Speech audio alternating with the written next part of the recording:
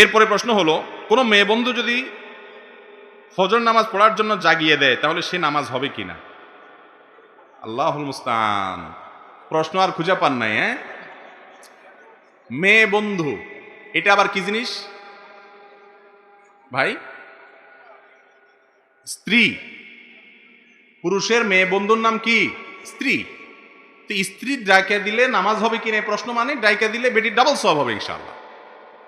বুঝেন নাই কথা? বউয়ে যদি জামাইকে ডাইকা দেয়, ওগো উঠো ফজর নামাজের ওয়াক্ত হয়েছে, বেচারি উঠাই দিয়ে ইনশাআল্লাহ সওয়াব পাবে, তার নিজের নামাজের সওয়াব তো আসি। অতএব পুরুষের যে মেয়ে বন্ধু তাকে বলা হয় কি? স্ত্রী। তিনি ডাকা দিলে সওয়াব হবে ইনশাআল্লাহ, এবং ডেকে দিতে হবে, এটা তার কর্তব্য যদি তিনি আগে উঠেন। আবার ছেলে বন্ধু অর্থাৎ স্বামী, তিনি তার মেয়ে বন্ধু স্ত্রীকে কি করবেন? ডেকে দিবেন। একজন আরেকজনকে কি করতে হবে? ডেকে দিতে হবে। আপনারা সব মিটিমিটি করে হাসতেছেন যে মৌলবী বেকুব, কিচ্ছু বুঝে নেই। আমরা প্রশ্ন করলাম কি আর উত্তর দেয় কি না, এই জন্য মিটিমিটি করে হাসতেছে। আহা ভাইরে, মনে রাখবেন, কোন অবিবাহিত নারী এবং পুরুষ একে অন্যের কখনো বন্ধু হতে পারে না, পারে না, পারে না। আমার কথা না, অনেক বড় বড় কথা সাহিত্যিক, আমাদের দেশের সর্বজন শ্রদ্ধেয় কথা সাহিত্যিক, ঔপন্যাসিক, লেখক হুমায়ুন আহমেদের এ ব্যাপারে একটা উক্তি আছে, গতকালকেই পড়েছি আমি, একদম তাজা তাজা। এবং তার আগে অন্য আরো অনেক বড় বড় মনীষীদের বক্তব্য আমরা পড়েছি, যেগুলো আসলে কোরআন হাদিসে যেটা বলেছে সেটারই সমর্থন এবং সায় দেওয়া তাদের। যদিও তাদের সায় সমর্থনে কিছু আসে যায় না, আল্লাহ রাব্বুল আলামিন যা বলেছেন সেটাই চূড়ান্ত, তার উপরে কোনো কিছু।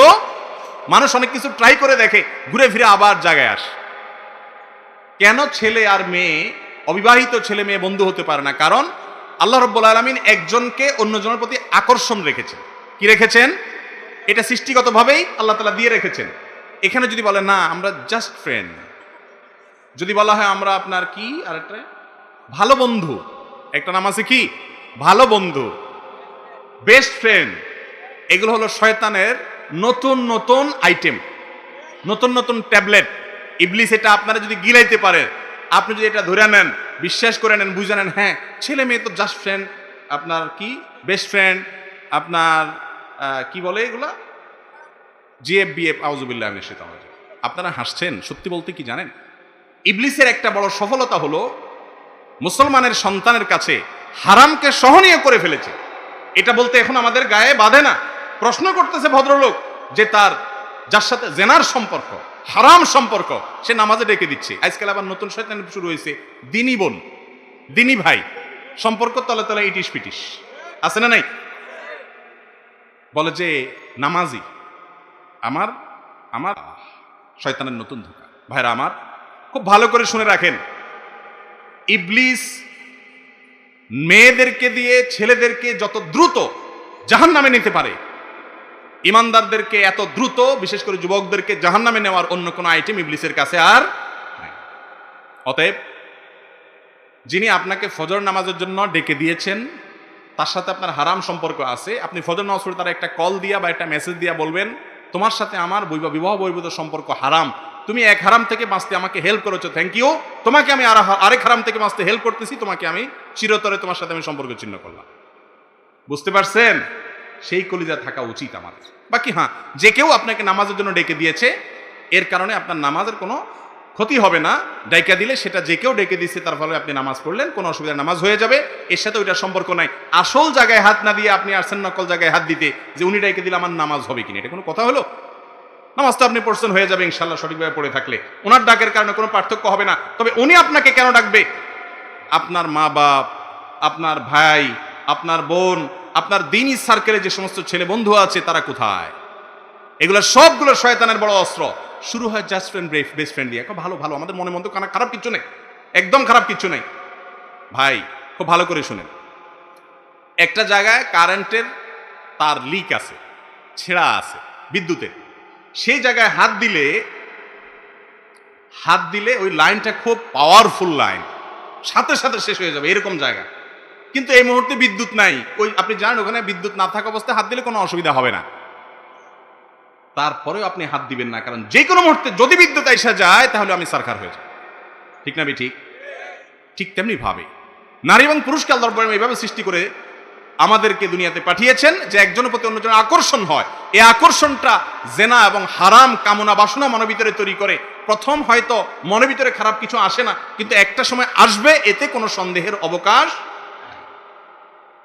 যদি কেউ আপনার সাথে বছরকে বছর যুগ যুগ ধরে ভালো মানুষে অভিনয় করে, বিশ্বাস করবেন না, হয় তার মনে জেনা আসে, আর না হলে বিপরীত জনের মনে জেনার চিন্তা আসে।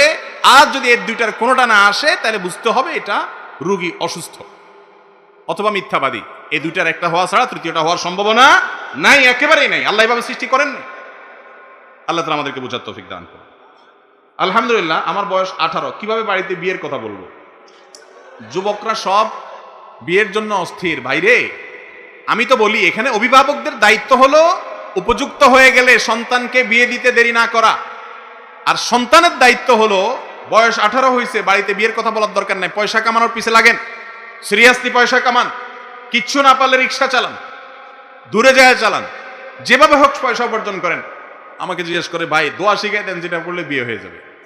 দোয়া পড়লে বিয়ে হয়ে যাবে, এত সোজা না তো ভাই। পয়সা কামান, বাপ্পা যখন দেখবে ছেলে কামাইতেছে বিয়ে দিবে, বাপমা দেয়া লাগবে না, মেয়ের বাপরা এসে জোর করে মেয়ে দিতে বাধ্য হবে। পয়সা কামান, উপার্জন করেন। অলস থাকবেন বৈশা বৈশা সুবহানাল্লাহ আলহামদুলিল্লাহ পড়বেন আর বলবেন যে হুজুর বিয়ে করে দেন, এত সহজ না। যুবকরা বিয়ের জন্য হালাল উপার্জন করবেন। মুরব্বীরা যেরকম বিয়ে দিয়ে দেওয়া উচিত, যুবকরাও বিয়ের জন্য নিজেকে উপযুক্ত করা উচিত, চেষ্টা করা উচিত। আর যদি বাপেরে বুঝাইতে না পারেন, ভালো একজন হুজুরে বলবেন, হুজুর নবী করিম সাল্লাল্লাহু আলাইহি সাল্লাম বলেছেন অভিভাবকদেরকে যে তোমাদের সন্তানরা বিয়ের উপযুক্ত হলে, কোনো উপযুক্ত পাত্র বা পাত্রী পেলে তাড়াতাড়ি বিয়ে দিবা, দেরি করবা না। দেরি করলে ফিতনা হবে, এরা বিপদগামী হবে, খারাপ পথে যাবে, সমাজ নষ্ট হবে। নবীজি বলে গেছেন। হুজুর আমার বাপেরে তো আমি হাদিস বলতে পারি না, বলে তো মাইর খাবো। তো আপনি একটু বুঝান, ফুসলায়া ফাসলায়া হুজুরে ওই মুরব্বীর সাথে লিঙ্ক করে দিবেন। হুজুর ফুসলা ফাসলা রাজি করাতে পারলে আলহামদুলিল্লাহ কিল্লাফ হবে, কিন্তু আপনার কাজ আপনাকে করতে হবে, উপার্জন করতে হবে। আল্লাহ তাআলা তৌফিক দান করুন। হুজুর আমার মা ও আমার স্ত্রীর মধ্যে প্রায় টুকটাক ঝগড়া হয়। আমার স্ত্রীকে কিছু বললে বলে আমি মরে যাব, এমত অবস্থা আমার করণীয় কি? ভাই এটা একটা জটিল কাজ। মা এবং স্ত্রী দুইজনের সামলাইতে হয়। স্বামীর, ছেলেদের অনেক কষ্ট আসলে এই জায়গাটাতে। এখানে আপনি মায়ের কাছে যাইয়া বোকা সাজবেন, আর বোর কাছে সব বোকা সাজবেন। এমন একটা ভাব ধরবেন, আপনার বউ মনে করবে লোকটা মাজুর। মাজুর বুঝছেন তো? বেচারা মাজুর, ওই যে প্রতিবন্ধী যেরকম মাজুর থাকে এরকম মাজুর। বেচারা মাথা কোনো কাজ করে না, বেকুব। যাই বলি সে সরি বলে। বোর কাছে নরম থাকবেন, নরম থেকে বলবেন, দেখো মা কি সারাজন বেঁচে থাকবো? যাই হোক, হ্যাঁ বুঝতে পারছি আমি কি করতাম আসলে, উফ উস, এইসব কাহিনী করবেন। মারে যাইয়া যেন ওইটা জারি দিবেন না, বুঝেন নাই কথা? তখন বউ বলবে তুমি আসলে একটা বেকুব মানে। বলে হ্যাঁ এটা ঠিক বলছে, একবারে আমার আসলে মাথা যদি কিছু থাকতো আজকে এই সংসারে অশান্তি হইতো না, আমার কারণেই সব অশান্তি, আমি ব্যাক কর। একটু নাটক করবেন আর কি, বুঝতে পারছেন? মহিলাদের কাছে যদি কেউ বেকুব সাইজা যায়, তাহলে মোটামুটি মহিলা মনে করে যে আমি জিতে গেছি অর্ধেক, আর টেনশন নাই। বেশিরভাগ জামাইগুলা বউয়ের কাছে এসে পণ্ডিতি জাহির করে। আরে ভাই সব জায়গায় পণ্ডিতি করলে হবে না তো, এখানে বেকুব শাস্তে হবে যে হ্যাঁ আসলে কি বলতেছে, ও স্যাড ব্যাড সরি, কি করা যায়? আমি নিজে শেষ হয়ে যাচ্ছি। আর মায়ের কাছে যা বলবা, মা কি করবো বলো, আমার প্রতি আমারে বদদোয়া দিও না মা। মারটা মারে বুঝাবেন, বউরটা বউরে বুঝাবেন, দুই জায়গায় দুনা খাবেন। দুনা বুঝেন তো? মার কাছে বকা খাবেন, বউয়ের কাছেও বকা খাবেন। ইনশাল্লাহ দেখবেন যে মোটামুটি আপনি মাঝখানে থেকে রেফারির মতো ভূমিকা রাখতে পারবেন। আর যদি মার কথা বোর গোষ্ঠী উদ্ধার করতে যান, বোর কথা শুনে মায়ের লগে বেয়াদবি করতে যান, তাহলে খাসিরা দুনিয়াওয়ালা আখেরা, দুনিয়া আখেরা দুইটাই যাবে। বউয়ের সাথে বেয়াদবি করে বউ হারাবেন, আর মায়ের সাথে বেয়াদবি করে জান্নাত হারাবেন। কথা কি বুঝাতে পারছি? খুব সচেতনতার সাথে কাজ নিতে হয়। স্ত্রীকে বুঝাতে হয়, দেখো মা সারা জীবন বেঁচে থাকবে না, তুমি একসময় শাশুড়ি হবে। যদি দেখেন বেশি ওয়াজ টাজ করলে গায়ের দিকে চলে, বলে না না ঠিকই, তুমি ঠিকই বলছো, ওফ কি করা, আমি আসলে পারি না কিছু। আল্লাহ তাআলা তৌফিক দান করুন। মসজিদের ভিতরে ইমাম ও মুয়াজ্জিন ফেসবুক এবং ইউটিউব চালায়, ইহা শরীয়ত মতে জায়েজ আছে কি না? ইমাম মুয়াজ্জিন মসজিদে কি করে ভাই? ইউটিউব চালায়, এটা শরীয়ত সম্মত জায়েজ আছে কিনা? বা ইমাম মুয়াজ্জিনের কথা কেন আসলো বলেন তো? মসজিদের মধ্যে ফেসবুক ইউটিউব চালানো জায়েজ আছে কিনা এই প্রশ্ন তো মুসল্লিদের জন্য প্রযোজ্য না, ইমাম মুয়াজ্জিনের জন্য আলাদা কোনো বিধান আছে? কি বলেন? আমাদের দেশে দুই শ্রেণীর মানুষের পেছনে খোঁচাইতে খুব মজা লাগে। দুই শ্রেণীর মানুষের বিরুদ্ধে বিভিন্ন রকমের মাসআলা খুঁটিয়ে খুঁটিয়ে বের করতে পারলে আমাদের ভালো লাগে। তার একটা হলো নারী, আরেকটা হলো ওই বেচারা ইমাম মুয়াজ্জিন। ঠিক না বে ঠিক? আমি একবার মিরপুরে এক মসজিদে 2003-04 দিকে নামাজ পড়াইতাম, ইমাম ছিলাম, খতিব ছিলাম। তো আমাকে এক মুসল্লি এসে বলল, হুজুর আপনি যে হাঁটেন, আপনার হাঁটার স্টাইলটা একদম ভাল লাগে না। তাই আমি বললাম, আপনি কি কোনো পাত্রী দেখতে আসছেন এখানে, যে পাত্রীর চলন পছন্দ হলো না? আমার হাঁটা দিয়ে আপনি কি করবেন? তো ইমাম সাহেবের হাঁটাটা পছন্দ হইল কিনা সেটা নিয়েও কি হয়, ফতোয়াবাজি হয়। ভালো করে শুনে রাখেন, যারা নিজের এলাকাতে একটু প্রভাবশালী আছেন, শুধু হুজুরদেরকে খোঁচান, হুজুরদের পিছে লাগেন, খোঁচাখুচি করেন, আরে আমাদের মধ্যে মৌলবী সাহেব পাইলে তাদের থেকে হুজুরদের বিরুদ্ধে কোনো ফতোয়া বাইর করতে পারেন কিনা খোঁচানোর চেষ্টা করেন। মনে রাখবেন, ওলামায়ে কেরামকে যদি কেউ সম্মান না করে, বাপের মতো করে, মুরব্বীর মতো করে সম্মান না করে, বয়সে ছোট হতে পারে, এলেমের কারণে যদি তাকে আপনি মর্যাদা না দেন, নবী সাল্লাল্লাহু আলাইহি সাল্লাম বলেছেন সে আমার উম্মত না। কথা কি বুঝাতে পারছি? এবার আসি মূল প্রশ্নের উত্তরে। ইউটিউব, ফেসবুক মসজিদে চালানো জায়েজ আছে কিনা? যেটা বাহিরে চালানো জায়েজ সেটা ভিতরে চালানো জায়েজ, যেটা বাহিরে চালানো না জায়েজ সেটা ভিতরে চালানো না জায়েজ। এটা হলো শ্লীলতার অশ্লীলতার কথা বলেছি। তার মানে ফেসবুকে যদি কেউ একজন ওয়াজ দেখে, কোনো খারাপ কিছু না দেখে, তাহলে এটা বাহিরেও জায়েজ আছে, মসজিদেও কি আছে? জায়েজ আছে। যদি কোনো অশ্লীল কিছু দেখে, খারাপ কোনো কিছু দেখে, সেটা বাহিরেও হারাম, মসজিদে দেখাও। কথা কি বুঝাতে পারছি? বাহিরে যেটা দেখা নিষেধ সেটা মসজিদেও দেখা যাবে। তবে হ্যাঁ, ফেসবুক, ইউটিউব এগুলো চালাইলে আশেপাশে অ্যাড আছে, খারাপ জিনিস নিজে না চাইলেও অনেক সময় চলে আসে, মিউজিক বা বেজে উঠে, অনেক সময় আশেপাশে মুসল্লিদের ব্যাঘাত হতে পারে। সবচেয়ে বড় কথা হলো আল্লাহর ঘরের প্রতি এটা অসম্মান হয়। বাহিরে যতটুকু সতর্ক থাকবেন, ভেতরে আরো বেশি সতর্ক থাকতে হবে আল্লাহর ঘরের প্রতি সম্মান দেখানোর জন্য, আদব এবং শিষ্টাচারের জন্য। আর সেই কারণে মসজিদের মধ্যে এই সব জিনিস না চালানোটাই হলো তাকওয়ার দাবি। তবে যদি ভালো কিছু কেউ দেখে এবং তার দায়িত্বে দেখে, কোনো খারাপ কিছু আসবে না, সে জানে, তার নিউজ ফিডে কি আসে না আসে সে জানে, মুখস্থ সে। সাধারণত খারাপ জিনিস তার নিউজ ফিডে আসে যে খারাপ জিনিসে ক্লিক করে, যে খারাপ জিনিসে কখনো ক্লিক করে না তার কাছে এগুলাও আসে না, এটাই সিস্টেম। তারপরেও মসজিদে এগুলো চালানোটা, মসজিদের যে রোগ, মসজিদের যে আপনার মসজিদের যে ভাব গাম্ভীর্য, তার সাথে এটা যায় না, আল্লাহর ঘরের সাথে এটা যায় না। এই জন্য এটা না করাই হলো উচিত এবং কর্তব্য। তবে হ্যাঁ, কেউ যদি পিওর কোনো ভালো জিনিস দেখে তাহলে সে গুনাহ করছে এটা বলা যাবে না। অনেকে কোরআন তেলাওয়াত করে মোবাইলে, অনেক মুরব্বী আসে বুঝে না তো যে মোবাইলে কোরআন তেলাওয়াত করা যায়, আইসা দেয় ধমক, বেটা করস কি মোবাইল নিয়ে মসজিদে, বেচারা হয়তো কোরআন শরীফ পড়তেছে। এরকম হয় কি হয় না? তো এই জন্য কে কি করতেছে মোবাইলে সেটা হলো মূল বিষয়। খারাপ কিছু করলে সেটা মসজিদে করলে বাইরে করার চেয়ে অবশ্যই কি হবে, বেশি গুনাহ হবে। এরপরে প্রশ্ন হলো, মিলাদ বা দোয়ার অনুষ্ঠানে তবারকের বিশেষ কোনো উপকারিতা আছে কি? মিলাদ বা দোয়ার অনুষ্ঠানে যে তবারক দেয়, এ তবারকের বিশেষ উপকার আছে কি না? আমাদের অনেকে মনে করেন যে এর কি আছে, বিশেষ উপকার আছে। তবারকের খানা, একজনে মিলাদ থেকে আসার সময়, দোয়ার অনুষ্ঠান থেকে আসার সময় জিলাপি নিয়ে আসছে, মিষ্টি নিয়ে আসছে। তো ডায়াবেটিসের রোগীকে সারতেছে, বলে না ভাই আমার ডায়াবেটিস। বলে আরে তবারকের জিনিস নিয়ে ডায়াবেটিস খান। তার মানে এটা খাইলে কি হবে? ডায়াবেটিস আরো ভালো হয়ে যাবে। ওই বেচারা খাইয়া ডায়াবেটিস তো 12টা বাজে। এবার দোষ হয় কিসের? ইসলামের। মনে করো যে ইসলামের একটা জিনিস খাইলাম, আমার আরো ক্ষতি হয়ে গেল, অথচ এটা ইসলামের না, এটা সম্পূর্ণ ভুয়া আমাদের বানানো। অন্য 10টা খাবার এবং কোনো দোয়া অনুষ্ঠানের পরে যদি কোনো খাবার দেওয়া হয়, এগুলোর ভিতরে কোনো পার্থক্য, কোরআন এবং হাদিসে এরকম কোনো শিক্ষা নাই যে আল্লাহর জন্য দান করলে কোনো খাবারে সেটাতে কোনো ক্ষতি হবে না। এগুলো আমাদের বানানো সুবিধা। নিজের খাইতে মনে চাইছে আপনি খান, মিথ্যা কথা বলে ওই তবারকরে বরকতের খানা বানায় কেন খাবেন? তাবারুক শব্দের অর্থ হলো বরকত গ্রহণ করা। বুঝতে পেরেছেন? বরকত থেকে তাবারুক মানে কল্যাণ, মানে এই খানাটাতে বিশেষ কল্যাণ আছে, অন্য খানাতে যা আছে এটাতেও তাও আছে। জিলাপি দোকানদার দোকানে বানাইছে, কিছু ওই দোয়ার প্যাকেটে দিছে, আর কিছু ওখানে বিক্রি করতেছে। ওইটাতে আপনার মাসে যে পরিমাণ বসছে এটাতেও হয়তো সে পরিমাণ বসছে, তবে একটু আগে প্যাকেট করার কারণে হয়তো কম বসছে, এতটুকু ফজিলত আছে। এছাড়া আর কোনো বিশেষ ফজিলত নাই, এরকম মনে করার কোনো সুযোগ নেই। অন্যান্য ধর্মে দেখা যায় যে প্রতিমার সামনে খাবার রাখলে বা বিশেষ কোনো আপনার ধর্মীয় কাজ করার পর খাবার রাখলে সেই খাবারটা তারা বন্টন করে বেড়ায়, মনে করে এর ভিতরে কল্যাণ আছে। ইসলাম এরকম কোনো কথা বলে নাই। বিশেষ করে এই দোয়া বা মিলাদ অনুষ্ঠানের পরে আমরা যে সমস্ত তবারক বলে যেগুলো বিতরণ করি, তবারক বরকত গ্রহণ করে, এখানে বরকত বা কল্যাণ এক্সট্রা আছে, এই কথাটাই কিনা হাদিস দ্বারা প্রমাণিত। এরপরে প্রশ্ন হলো, চাঁদ দেখে রোজা ও ঈদ পালন বর্তমানে সকল দেশ একসাথে করে, কিন্তু বাংলাদেশ কেন একদিন পরে করে? যেহেতু ঈদের দিন রোজা রাখা হারাম, সৌদি আরব সহ সকল দেশ যেদিন ঈদ উদযাপন করে সেদিন আমরা রোজা রাখি, এই বিষয়ের সাথে রোজার ও রাত ও শবে কদরের ব্যাপার রয়েছে, এ সম্পর্কে আমাদের দয়া করে অবগত করবেন। ভাইরা আমার, সারা বিশ্বের ওলামায়ে কেরামের মধ্যে অনেক আগে থেকে এই মাসআলায় দুটি মত চলে আসছে। একটি মত হলো যে যে কোনো জায়গায় চাঁদ দেখা প্রমাণ হলে অন্য এলাকায় চাঁদ দেখা প্রমাণ না হলেও ওই একটা ঘোষণার উপরে ভিত্তি করে অন্যরাও আমল করবে।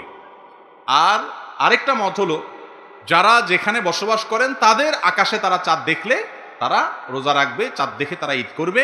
নবী করিম সাল্লাল্লাহু আলাইহি ওয়াসাল্লাম বলেছেন, সুমু লিরুইয়াতিহি ওয়া আফতিরু লিরুইয়াতিহি, চাঁদ দেখে রমজান শুরু করবা, চাঁদ দেখে ঈদ করবা। অতএব আমরা চাঁদ দেখব, আমাদের আকাশে চাঁদ দেখা না গেলে আমরা সেটা চাঁদ দেখা গিয়েছে এটা মনে করব না। এই দুইটা মত আমাদের কাছ থেকে বহু আগ থেকে বর্ণিত হয়ে আসছে, নতুন কোনো মাসআলা না। যে সমস্ত ওলামায়ে কেরাম নিজ নিজ আকাশে চাঁদ দেখার বিষয়টাকে সাব্যস্ত করে এবং এটার সাথে সরকারি ফরমানের একটা বিরাট সম্পর্ক আছে, সেই সমস্ত ওলামায়ে কেরাম এর ফতোয়ার উপরে বাংলাদেশের হানাফি বলেন, আহলে হাদিস বলেন, যত মত পথের আলেম আছেন প্রায় সবাই সেটার উপর আমল করে। হাতে গুনলে কয়েকজন গোনা যাবে হয়তো, যাদের নামও হয়তো উল্লেখ করার মতো না, এরকম কিছু ভিন্ন মত থাকতে পারে। উল্লেখযোগ্য যারা আছেন তারা সবাই এই মতটা পোষণ করে। অতএব এই মত অনুযায়ী বাংলাদেশের মানুষ আমরা আমাদের আকাশে চাঁদ দেখে রোজা রাখলে, চাঁদ দেখে ঈদ করলে ইনশাআল্লাহ হবে ইদনিল্লাহ, আপনার রোজাও হবে, ঈদ হবে, কোনো টেনশনের কারণ নাই। আর আপনি বলছেন পৃথিবীর সব দেশে এটা করে, এটা ভুল, এই তথ্য সঠিক নয়। আপনার আশেপাশে ভারত, পাকিস্তান এবং অনেক দেশ আছে যে দেশে নিজ নিজ দেশের আকাশে চাঁদ দেখে রোজা করা হয়। যেহেতু মাসআলাটা মতপার্থক্যপূর্ণ, ওলামাদের গবেষণামূলক মাসআলা, এই ব্যাপারে সেই যে দেশে মানুষ বসবাস করে সেখানকার ওলামাদের ডিরেকশন, নির্দেশনা এবং ফতোয়া মানলে আল্লাহর কাছে নাজাত পেয়ে যাবে। এই ব্যাপারে বাড়াবাড়ি করার কোনো সুযোগ নাই। আমাদের কিছু ভাইদের মনে হয়েছে যে মুসলমানরা সবাই একদিনে রোজা রাখলে, একদিনে ঈদ করলে এটা তো একটা ভালো জিনিস, দুই দিনে কেন করতেছে? ভাইরা আমার, উম্মতকে এক করতে গিয়ে, ঐক্য সৃষ্টি করতে গিয়ে বাংলাদেশের মুসলমানরা সকল মত পথের আলেমরা যেটাতে একমত, সেখানে আপনি আবার ভিন্ন মত সৃষ্টি করে আরেকটা ঈদের জামাত সৃষ্টি করে আপনি তো বিচ্ছিন্নতাবাদ তৈরি করতেছেন, ফেরকাবাজি তৈরি করতেছেন। যেখানে বাংলাদেশের মুসলমানরা ঐক্যবদ্ধ সেখানে আপনি ফাটল ধরাইতেছেন। আপনি ভালো কাজ করতেছেন না খারাপ কাজ করতেছেন? কথা কি বুঝাতে পারছি? অতএব অতিরিক্ত বুঝে গেলে সেটা মুসিবতের বিষয়। আল্লাহ তাআলা আমাদেরকে বুঝার তৌফিক দান করুন। এরপরে প্রশ্ন হলো, আমার স্বামী 1 বছর আগে মারা গিয়েছেন, আমরা জয়েন্ট ফ্যামিলিতে থাকতাম, এখন আমি আলাদা থাকি, কিন্তু আমাকে আমার স্বামীর সম্পত্তি থেকে বঞ্চিত করা হয়েছে। এর ফলে তারা কি কোনো দায়বদ্ধতার সম্মুখীন হবে না? অবশ্যই হবে, কেন হবে না? আল্লাহ মাফ করুন, কোনো ব্যক্তির মৃত্যুর পর তার স্ত্রীকে তার সম্পদের অধিকার থেকে যদি বঞ্চিত করা হয়, যারা বঞ্চিত করবেন তারা প্রত্যেকে আল্লাহর কাঠগড়ার আসামি হবেন এবং কিয়ামতের ময়দানে এই আত্মসাৎকৃত সম্পদের সওয়াব, সমপরিমাণ সওয়াব ওই ভদ্র মহিলা এবং তার পরিবারের সদস্য যারা হকদার আছেন তাদেরকে দিয়ে তারপরে সামনে এগোতে হবে। এই একটা মাসআলায় অনেক বড় বড় হাজি সাহেব, লম্বা দাড়িওয়ালা সাহেব, লম্বা টুপিওয়ালা সাহেব, লম্বা জুব্বাওয়ালা সাহেব ধরা খেয়ে যাবে, ঠিক না? ঠিক। অনেক মুরব্বীরা আছেন নামাজ পড়তে পড়তে পড়তে পড়তে কপালে দাগ পড়ে গেছে, মসজিদ থেকে বেরই হয় না, আলহামদুলিল্লাহ, ভালো কথা। কিন্তু তিনি তার ছেলের মৃত্যুর পর ছলে বলে কলে কৌশলে কিভাবে তার বৌমা সন্তানদের ঠকাবে সেই চিন্তা করে। হ্যাঁ, বাবার সম্পদের মধ্যে সন্তানের অধিকার থাকতে হলে বাবার মৃত্যুর পরে অধিকার পায়। অতএব কোনো মহিলার স্বামী যদি মারা যান আর তার শ্বশুর জীবিত থাকে, তাহলে শ্বশুরের সম্পত্তিতে স্বামীর যে হক সেটা আসলে আসে না, সেটা পেতে হলে বাবার মৃত্যুর পরে যায় আসে। কিন্তু এদের ভরণ পোষণের সমস্ত দায় দায়িত্ব, বিশেষ করে নাতি নাতনিদের ভরণ পোষণের দায় দায়িত্ব কার উপরে পড়তে হবে? শ্বশুরের উপরে পড়তে হবে। কিন্তু তিনি এদেরকে বাইর করতে পারলে বাইর হয়, খুশি, কারণ বাইর করতে পারলে ওই জমি দখল করা যায়, ঘর দখল করা যায়। এ রোগ আমাদের মধ্যে আছে না? নেই। বরং তাদের যে প্রাপ্য আছে ইয়েতীমের হক সেটা নষ্ট করে এবং বিধবা মহিলার হক নষ্ট করে। আল্লাহ তাআলা আমাদেরকে বান্দার হকের উপরে সচেতন থাকার তৌফিক দান করুন। যদি কোনো ব্যক্তিকে কোনো মাহফিল বা ভালো কোনো কাজের আর্থিক ও সাংগঠনিক দায়িত্ব দেওয়া হয় আর সে সঠিকভাবে সেগুলো পালন না করে, তাহলে সেগুলোর জন্য তার প্রাপ্তি ফল কি হতে পারে? দেখুন, নবী করিম সাল্লাল্লাহু আলাইহি ওয়াসাল্লাম বলেছেন, আলা কুল্লুকুম রাইন, তোমাদের প্রত্যেকে দায়িত্বশীল, ওয়া কুল্লুকুম মাসউলুন আন রাইয়াতিহি, এবং তোমাদের প্রত্যেককে তার দায়িত্ব সম্পর্কে জিজ্ঞাসাবাদ করা হবে। অতএব কোন দায়িত্ব আপনার উপর অর্পণ করা হয়েছে, আপনি অবহেলা করে সেটা ঠিকমতো করলেন না এবং তার কারণে কোনো হইচই হলো, ঝামেলা হলো, অসুবিধা হলো, তাহলে আপনি আমানতের খেয়ানত করলেন, এর জন্য গুনাহগার হতে হবে, আল্লাহর কাছে জবাবদিহি করতে হবে। দায়িত্বটা কোন মাপের, অবহেলাটা কি ধরনের, এটার উপরে ভ্যারি করবে, তার শাস্তি আল্লাহর কাছে কি হবে না হবে, কিন্তু সে অপরাধী হবে, এতে কোনো সন্দেহ নাই। এরপরে প্রশ্ন হলো, মহিলাদের নেকাব পরা ও সতর ঢাকা এই বিষয়টি কি কোরআন শরীফে উল্লেখ আছে? থাকলে কোথায় আছে ও কতটুকু ঢাকার কথা বলা আছে দয়া করে জানাবেন। সূরা নূর আয়াত নম্বর 31। সূরা নূর একটা সূরার নাম, আয়াত নম্বর কত বলছি? 31। এই আয়াতে আল্লাহ রাব্বুল আলামিন বলেছেন, ওয়ালা ইউবদিনা যিনাতাহুন্না ইল্লা মা যাহারা মিনহা, মহিলারা তাদের শরীরের সকল সৌন্দর্য এটাকে ঢেকে রাখবে, এটাকে প্রকাশ করবে না, ইল্লা মা যাহারা মিনহা, তবে যেটা এমনি প্রকাশিত থাকে সেটার কথা ভিন্ন। এই ইল্লা মা যাহারা মিনহা এটার ব্যাখ্যায় মুফাসসিরদের নানা রকমের মত আছে। ইমাম ইবনে কাসির রাহিমাহুল্লাহ তার থেকে একটা মত বর্ণিত হয়েছে, আব্দুল্লাহ ইবনে মাসউদ রাদিয়াল্লাহু থেকে আরেকটা বর্ণিত হয়েছে, আরো অনেক মত আছে। এই মতগুলোর ভিতরে একটা মত হলো এই যে মা যাহারা মিনহার অর্থ হলো যে পর্দা করার পরেও যেটা প্রকাশ থাকে, লুকানো যায় না। যেমন বোরকা পরলে একজন উপরে শীতের কারণে একটা চাদর পরলো, এটা দেখা যেতে পারে, এটা প্রকাশ থাকে। আবার অনেক উলামায়ে কেরাম বলেছেন চেহারা এবং দুই হাতের কবজি, এটা হলো মা যাহারা মিনহার ব্যাখ্যা। তো এই ক্ষেত্রে কোনো আলেমেরই দ্বিমত নাই, যদি কোনো নারী তার শরীরের কোনো অংশ যেটা না খুললে নয়, চেহারা এবং দুই হাতের কবজির কথা বলা হচ্ছে, যারা এটাকে খোলাকে জায়েজ বলেন তারাও বলেন যদি ফিতনার আশঙ্কা থাকে তাহলে সেটা খোলা জায়েজ নাই। আর আজকাল এমন একটা সময় আমরা আসছি, মানুষ তো মানুষ, পশুর হাসে পর্যন্ত, পশু পর্যন্ত মানুষ থেকে নিরাপদে থাকতে পারে না। মানুষের যৌন জুলুম এবং অত্যাচারের শিকার হয়ে যায়, পশুর চাইতে অদম হয়ে গেছে মানুষ। শিশুরা পর্যন্ত নিরাপদে থাকে না, বৃদ্ধারা পর্যন্ত নিরাপদে থাকে না, বোরকা পরেও নিরাপদে সবসময় থাকা যায় না। সেখানে যত বেশি উন্মুক্ত থাকবে তত বেশি তাদেরকে নিয়ে মানুষ বাজে চিন্তা করবে, জেনা করবে। মুসলিম নারী সম্ভ্রান্ত, তার মধ্যে আত্মসম্মান বোধ থাকবে যে আমাকে নিয়ে মানুষ বাজে চিন্তা করবে, এটা আমার সম্মানহানি, মনে মনে আমাকে জেনা করবে, এই সুযোগ কোন সম্ভ্রান্ত নারী, কোন মুসলিম নারী কখনো দিতে পারে না। এই জন্য এটা ঢেকে রাখাটাই হলো অধিকতর শ্রেয় এবং আপনার পর্দার সাথে সামঞ্জস্যপূর্ণ, এবং এই মতটাই অধিকতর শক্তিশালী যে হাত এবং মুখ উভয়টা ঢাকবেন। তবে হ্যাঁ, কারো বোরকা পড়তে অসুবিধা হয়, দরকার নেই বোরকা পরার, মাথার উপরে যে ওড়না আছে সেটাকে টেনে দিবেন। ইউদনিনা আলাইহিন্না মিন জালাবিবিহিন্না, আল্লাহ বলেছেন। সূরা নূর, সূরা আহজাব পড়েন, পর্দার বিধিবিধান জেনে যাবেন। আল্লাহ বলেছেন তাদের মাথার উপরে যে জিলবাব আছে, চাদর আছে, ইউদনিনা আলাইহিন্না, তারা সেটা নিজেদের উপরে টেনে দিবে। মাথার উপরে চাদরকে জিলবাব বলা হয়, কাপড়কে জিলবাব বলা হয়। আল্লাহ বলেছেন সেটাকে টেনে দিতে। মুখ যদি প্রদর্শনই করতে হবে তাহলে এটাকে টেনে দিতে হবে। কেন আল্লাহ তাআলা বলেছেন? বোঝা গেছে যে এটা কি করা যাবে না, প্রকাশ করা যাবে না। তবে হ্যাঁ, এমন হতে পারে কেউ মাথার কাপড় টেনে ঘোমটার মতো দিলেন, পুরোপুরি ঢাকলেন না, এবং তিনি এমনভাবে চললেন যে কেউ তার দিকে খুব ভালো করে চেষ্টা করে দেখতে চাইলে দেখা ছাড়া সাধারণভাবে দেখার সুযোগ নেই। এভাবে চলতে পারেন, এবং এটি ইসলামের শিক্ষা। ঘুরে ফিরে গোটা বিশ্বের মানুষকে আল্লাহর আদেশ এবং নিষেধের মধ্যেই আসতে হবে, এছাড়া কোনো উপায় নাই বাঁচার জন্য, এই ছাড়া উপায় নেই। তসলিমা নাসরিনের সম্ভবত কোন একটা বইতে পড়েছিলাম যে উনি বলেছেন যে যখন বিপদে পড়ে তিনি পলায়ন করার ব্যবস্থা নিচ্ছিলেন, পলায়ন করার উপায় নেই, পাবলিক দেখলে বিপদ হয়ে যেতে পারে, সেজন্য একজন একটা বোরকা এনে দিয়েছে যে বোরকা পরো, এছাড়া উপায় নেই, বোরকা ছাড়া উপায় নেই। তো যাই হোক, আল্লাহ রাব্বুল আলামিন পর্দার যে বিধান দিয়েছেন এটা নারীদের সম্মান রক্ষা করার জন্য, ইজ্জত রক্ষা করার জন্য, এটা তাদের উপরে আলাদা কোনো বাইন্ডিংস হিসাবে দেওয়া হয়নি। আল্লাহ তাআলা আমাদের মা বোনদের বোঝার তৌফিক দান করুন। নেক আশা পূরণের জন্য কোন আমল করতে হবে? নেক আশা বা ভালো উদ্দেশ্য পূরণের জন্য সবচেয়ে কার্যকর উপায় হলো আল্লাহ রাব্বুল আলামিনের কাছে ইসমে আজম দিয়ে দোয়া করা। কি দিয়ে দোয়া করা?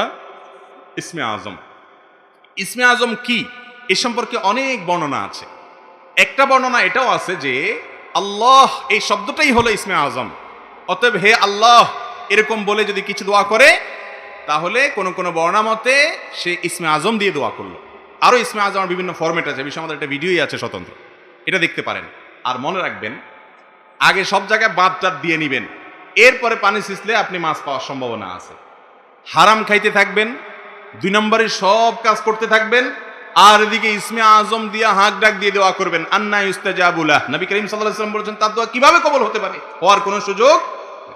এই জন্য হালাল উপার্জন থাকা, হারাম থেকে বেঁচে থাকা দোয়া কবুলের জন্য গুরুত্বপূর্ণ শর্ত। এরপরে প্রশ্ন হলো, একই সাথে বোরকা পরে হাত মোজা পা মোজা সমস্ত মুখ ঢেকে শুধুমাত্র চোখ খোলা রেখে পর্দা করাকে এক নারী ডাকাইত্যাবাদ বান দেওয়া বলে অভিহিত করেন। এতে করে যে নারী এই কথা বলেছেন সেই নারী কি কোনোভাবে কোরআন বা আল্লাহর আইনকে অস্বীকার করেছেন? তাতে আর কোনো ধরনের গুনাহ হচ্ছে কিনা তার সমাধান দয়া করে জানাবেন। অবশ্য এই কথা বলা নারী আবার নামাজও পড়েন, তার মানে ইনি নাস্তিক নন, আলহামদুলিল্লাহ আল্লাহতে বিশ্বাস করেন। আমার এই বোন যে মন্তব্য করেছেন, নিশ্চয়ই তিনি এ বিষয়ে জানেন না যে তিনি কত জঘন্য মন্তব্য করেছেন এবং এই মন্তব্যের কারণে ঈমান থেকে খারিজ হওয়ার মতো বিষয়। কেউ যদি আল্লাহর বিধানকে সরাসরি অস্বীকার করে, আল্লাহর বিধানকে যদি ডিনাই করে, সে যদি বলে যে না এটা এই যুগে চলে না, তাহলে সঙ্গে সঙ্গে সে ইসলাম থেকে খারিজ হয়ে যায় এবং বেঈমান হয়ে যায়। আল্লাহর বিধানকে যদি কোনো সময়ের জন্য অনুপযুক্ত মনে করে ঈমান থাকবে না। হ্যাঁ, কোনো বোন যদি এটা বলে থাকেন আবার তিনি নামাজও পড়েন, হয়তো তিনি জানেন না যে তিনি কি বলেছেন। এটা আল্লাহর বিরুদ্ধে বিদ্রোহ, এটা আল্লাহর বিরুদ্ধে বিদ্রোহ। আপনার বাবা একটা কাজ করতে বলেছে, আপনি বলবেন করবো না, আমি মানবো না তোমার কথা, এটা বাবার বিরুদ্ধে বিদ্রোহ করার শামিল। ঠিক তেমনি ভাবে আল্লাহর নির্দেশকে লঙ্ঘন করা, এটা তার বিরুদ্ধে বিদ্রোহের শামিল। কেউ মানতে পারেন না, এটা তার দুর্বলতা, তিনি আল্লাহর কাছে মাপ চাইবেন, দাম্ভিকতা দেখাবেন, অহংকার দেখাবেন, তাহলে মুক্তির কোনো পথ খোলা থাকবে না। আমরা আমাদের বোনকে যদি আমাদেরকে শুনে থাকেন, অনুরোধ করব তওবা করে আল্লাহর ওয়াস্তে আল্লাহর দ্বীনে ফিরে আসেন। আমি আবারও বলছি, পর্দার কোনো বিকল্প নারীর সম্ভ্রমকে রক্ষা করার জন্য পৃথিবীতে নাই, কিয়ামত পর্যন্ত কেউ খুঁজেও পাবে। উন্নত দেশগুলোতে আপনি দেখেন নারী নিগ্রহের শিকার কি পরিমাণ হচ্ছে, শতকরা কত পার্সেন্ট নারী পাশবিক নির্যাতনের শিকার হচ্ছে, তারা তো অনেক উন্নত। কই, কোনোভাবে এটা সম্ভব হয় না। আপনি গোটা দেশের সমস্ত পথ ঝাড়ু দিয়ে পরিষ্কার রাখবেন, এটা সম্ভব না। নিজের পায়ে জুতাটা পরেন, এটা কি সম্ভব? অতএব পর্দার কোনো বিকল্প নেই। এরপরে প্রশ্ন হলো, কোনো মেয়ে বন্ধু যদি ফজর নামাজ পড়ার জন্য জাগিয়ে দেয়, তাহলে সে নামাজ হবে কিনা? আল্লাহুল মুস্তান, প্রশ্ন আর খুঁজে পান নাই। মেয়ে বন্ধু এটা আবার কি জিনিস ভাই? স্ত্রী। পুরুষের মেয়ে বন্ধুর নাম কি? স্ত্রী। স্ত্রী ডাইকা দিলে নামাজ হবে কিনা প্রশ্ন, মানে ডাইকা দিলে বেটির ডাবল সওয়াব হবে ইনশাআল্লাহ। বুঝেন নাই কথা? বই যদি জামাইকে ডাইকা দেয়, ওগো উঠো ফজর নামাজের ওয়াক্ত হয়েছে, বেচারি উঠাই দিয়ে ইনশাআল্লাহ সওয়াব পাবে, তার নিজের নামাজের সওয়াব তো আসি। অতএব পুরুষের যে মেয়ে বন্ধু, তাকে বলা হয় কি? স্ত্রী।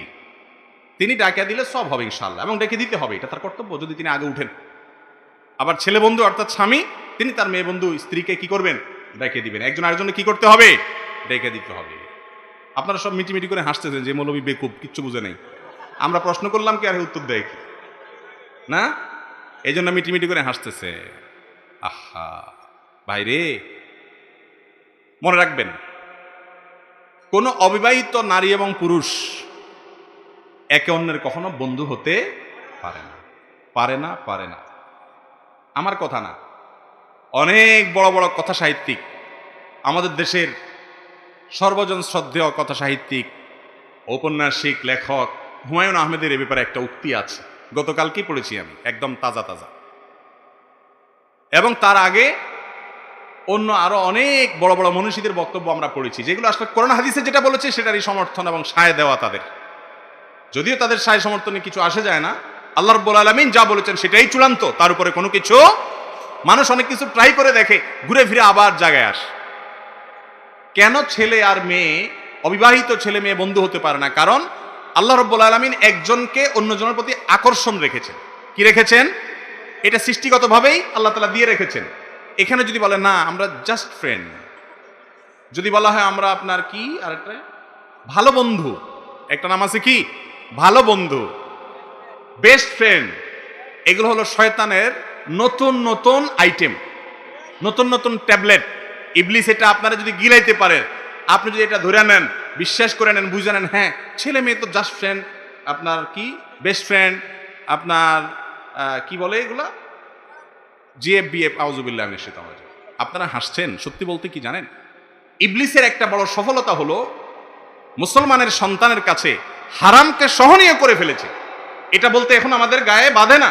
প্রশ্ন করতেছে ভদ্রলোক যে তার যার সাথে জেনার সম্পর্ক, হারাম সম্পর্ক, সে নামাজে ডেকে দিচ্ছে। আজকাল আবার নতুন শয়তান শুরু হয়েছে, দিনী বোন, দিনী ভাই, সম্পর্ক তলে তলে ইটিস পিটিস, আছে না নাই? বলে যে নামাজি আমার আমার শয়তানের নতুন ধোঁকা। ভাইরা আমার, খুব ভালো করে শুনে রাখেন, ইবলিস মেয়েদেরকে দিয়ে ছেলেদেরকে যত দ্রুত জাহান্নামে নিতে পারে, ইমানদারদেরকে এত দ্রুত, বিশেষ করে যুবকদেরকে জাহান্নামে নেওয়ার অন্য কোনো আইটেম ইবলিসের কাছে আর নাই। অতএব যিনি আপনাকে ফজর নামাজের জন্য ডেকে দিয়েছেন, তার সাথে আপনার হারাম সম্পর্ক আছে, আপনি ফজর নামাজ পড়ে তার একটা কল দিয়া বা একটা মেসেজ দিয়া বলবেন, তোমার সাথে আমার বিবাহ বহির্ভূত সম্পর্ক হারাম, তুমি এক হারাম থেকে বাঁচতে আমাকে হেল্প করেছো, থ্যাংক ইউ, তোমাকে আমি আরেক হারাম থেকে বাঁচতে হেল্প করতেছি, তোমাকে আমি চিরতরে তোমার সাথে আমি সম্পর্ক ছিন্ন করলাম। বুঝতে পারছেন? সেই কলিজা থাকা উচিত আমাদের। বাকি হ্যাঁ, যে কেউ আপনাকে নামাজের জন্য ডেকে দিয়েছে, এর কারণে আপনার নামাজের কোনো ক্ষতি হবে না। ডাইকা দিলে সেটা যে কেউ ডেকে দিচ্ছে, তার ফলে আপনি নামাজ পড়লেন, কোনো অসুবিধা, নামাজ হয়ে যাবে, এর সাথে ওইটার সম্পর্ক নাই। আসল জায়গায় হাত না দিয়ে আপনি আসছেন নকল জায়গায় হাত দিতে, যে উনি ডাইকে দিলে আমার নামাজ হবে কিনা, এটা কোনো কথা হলো? নামাজটা আপনি পড়ছেন, হয়ে যাবে ইনশাল্লাহ, সঠিকভাবে পড়ে থাকলে ওনার ডাকের কারণে কোনো পার্থক্য হবে না। তবে উনি আপনাকে কেন ডাকবে? আপনার মা বাপ, আপনার ভাই, আপনার বোন, আপনার দিনই সার্কেলে যে সমস্ত ছেলে বন্ধু আছে, তারা কোথায়? এগুলো সবগুলো শয়তানের বড় অস্ত্র। শুরু হয় জাস্ট ফ্রেন্ড, বেস্ট ফ্রেন্ড দিয়ে, ভালো ভালো, আমাদের মনে মধ্যে কোনো খারাপ কিছু নেই, একদম খারাপ কিছু নেই। ভাই খুব ভালো করে শুনেন, একটা জায়গায় কারেন্টের তার লিক আছে, ছেঁড়া আছে বিদ্যুতের, সেই জায়গায় হাত দিলে ওই লাইনটা খুব পাওয়ারফুল লাইন, সাথে সাথে শেষ হয়ে যাবে, এরকম জায়গা। কিন্তু এই মুহূর্তে বিদ্যুৎ নাই, ওই আপনি জানেন ওখানে বিদ্যুৎ না থাকা অবস্থায় হাত দিলে কোনো অসুবিধা হবে না, তারপরেও আপনি হাত দিবেন না, কারণ যে কোনো মুহূর্তে যদি বিদ্যুৎ আইসা যায়, তাহলে আমি সারখার হয়ে যাই। ঠিক না? ঠিক ঠিক তেমনি ভাবে নারী এবং পুরুষ কাল দরবারে এইভাবে সৃষ্টি করে আমাদেরকে দুনিয়াতে পাঠিয়েছেন যে একজনের প্রতি অন্যজনের আকর্ষণ হয়। এই আকর্ষণটা জেনা এবং হারাম কামনা বাসনা মনের ভিতরে তৈরি করে। প্রথম হয়তো মনের ভিতরে খারাপ কিছু আসে না, কিন্তু একটা সময় আসবে, এতে কোনো সন্দেহের অবকাশ। যদি কেউ আপনার সাথে বছরকে বছর, যুগ যুগ ধরে ভালো মানুষে অভিনয় করে, বিশ্বাস করবেন না, হয় তার মনে জেনা আসে, আর না হলে বিপরীত জনের মনে জেনার চিন্তা আসে। আর যদি এর দুইটার কোনোটা না আসে, তাহলে বুঝতে হবে এটা রোগী, অসুস্থ অথবা মিথ্যাবাদী। এই দুইটার একটা হওয়া ছাড়া তৃতীয়টা হওয়ার সম্ভাবনা নাই, একেবারেই নাই। আল্লাহ এভাবে সৃষ্টি করেন নাই। আল্লাহ তাআলা আমাদেরকে বোঝার তৌফিক দান করুন। হস্তমৈথুন প্রতিরোধে অভিভাবকরা কিভাবে সন্তানদের সাহায্য করতে পারেন? অভিভাবকরা সন্তানদেরকে কিভাবে সাহায্য করবে? অভিভাবকদের কর্তব্য হলো সন্তানরা যাতে বিপথগামিতার পথে না যায় সতর্ক থাকা।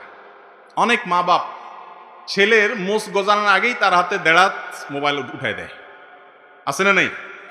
আধা হাত, দেড়াত তো মোবাইল হয় না, অত্যুক্তি করলাম, আধা হাতের একটা মোবাইল ধরায় দেয়।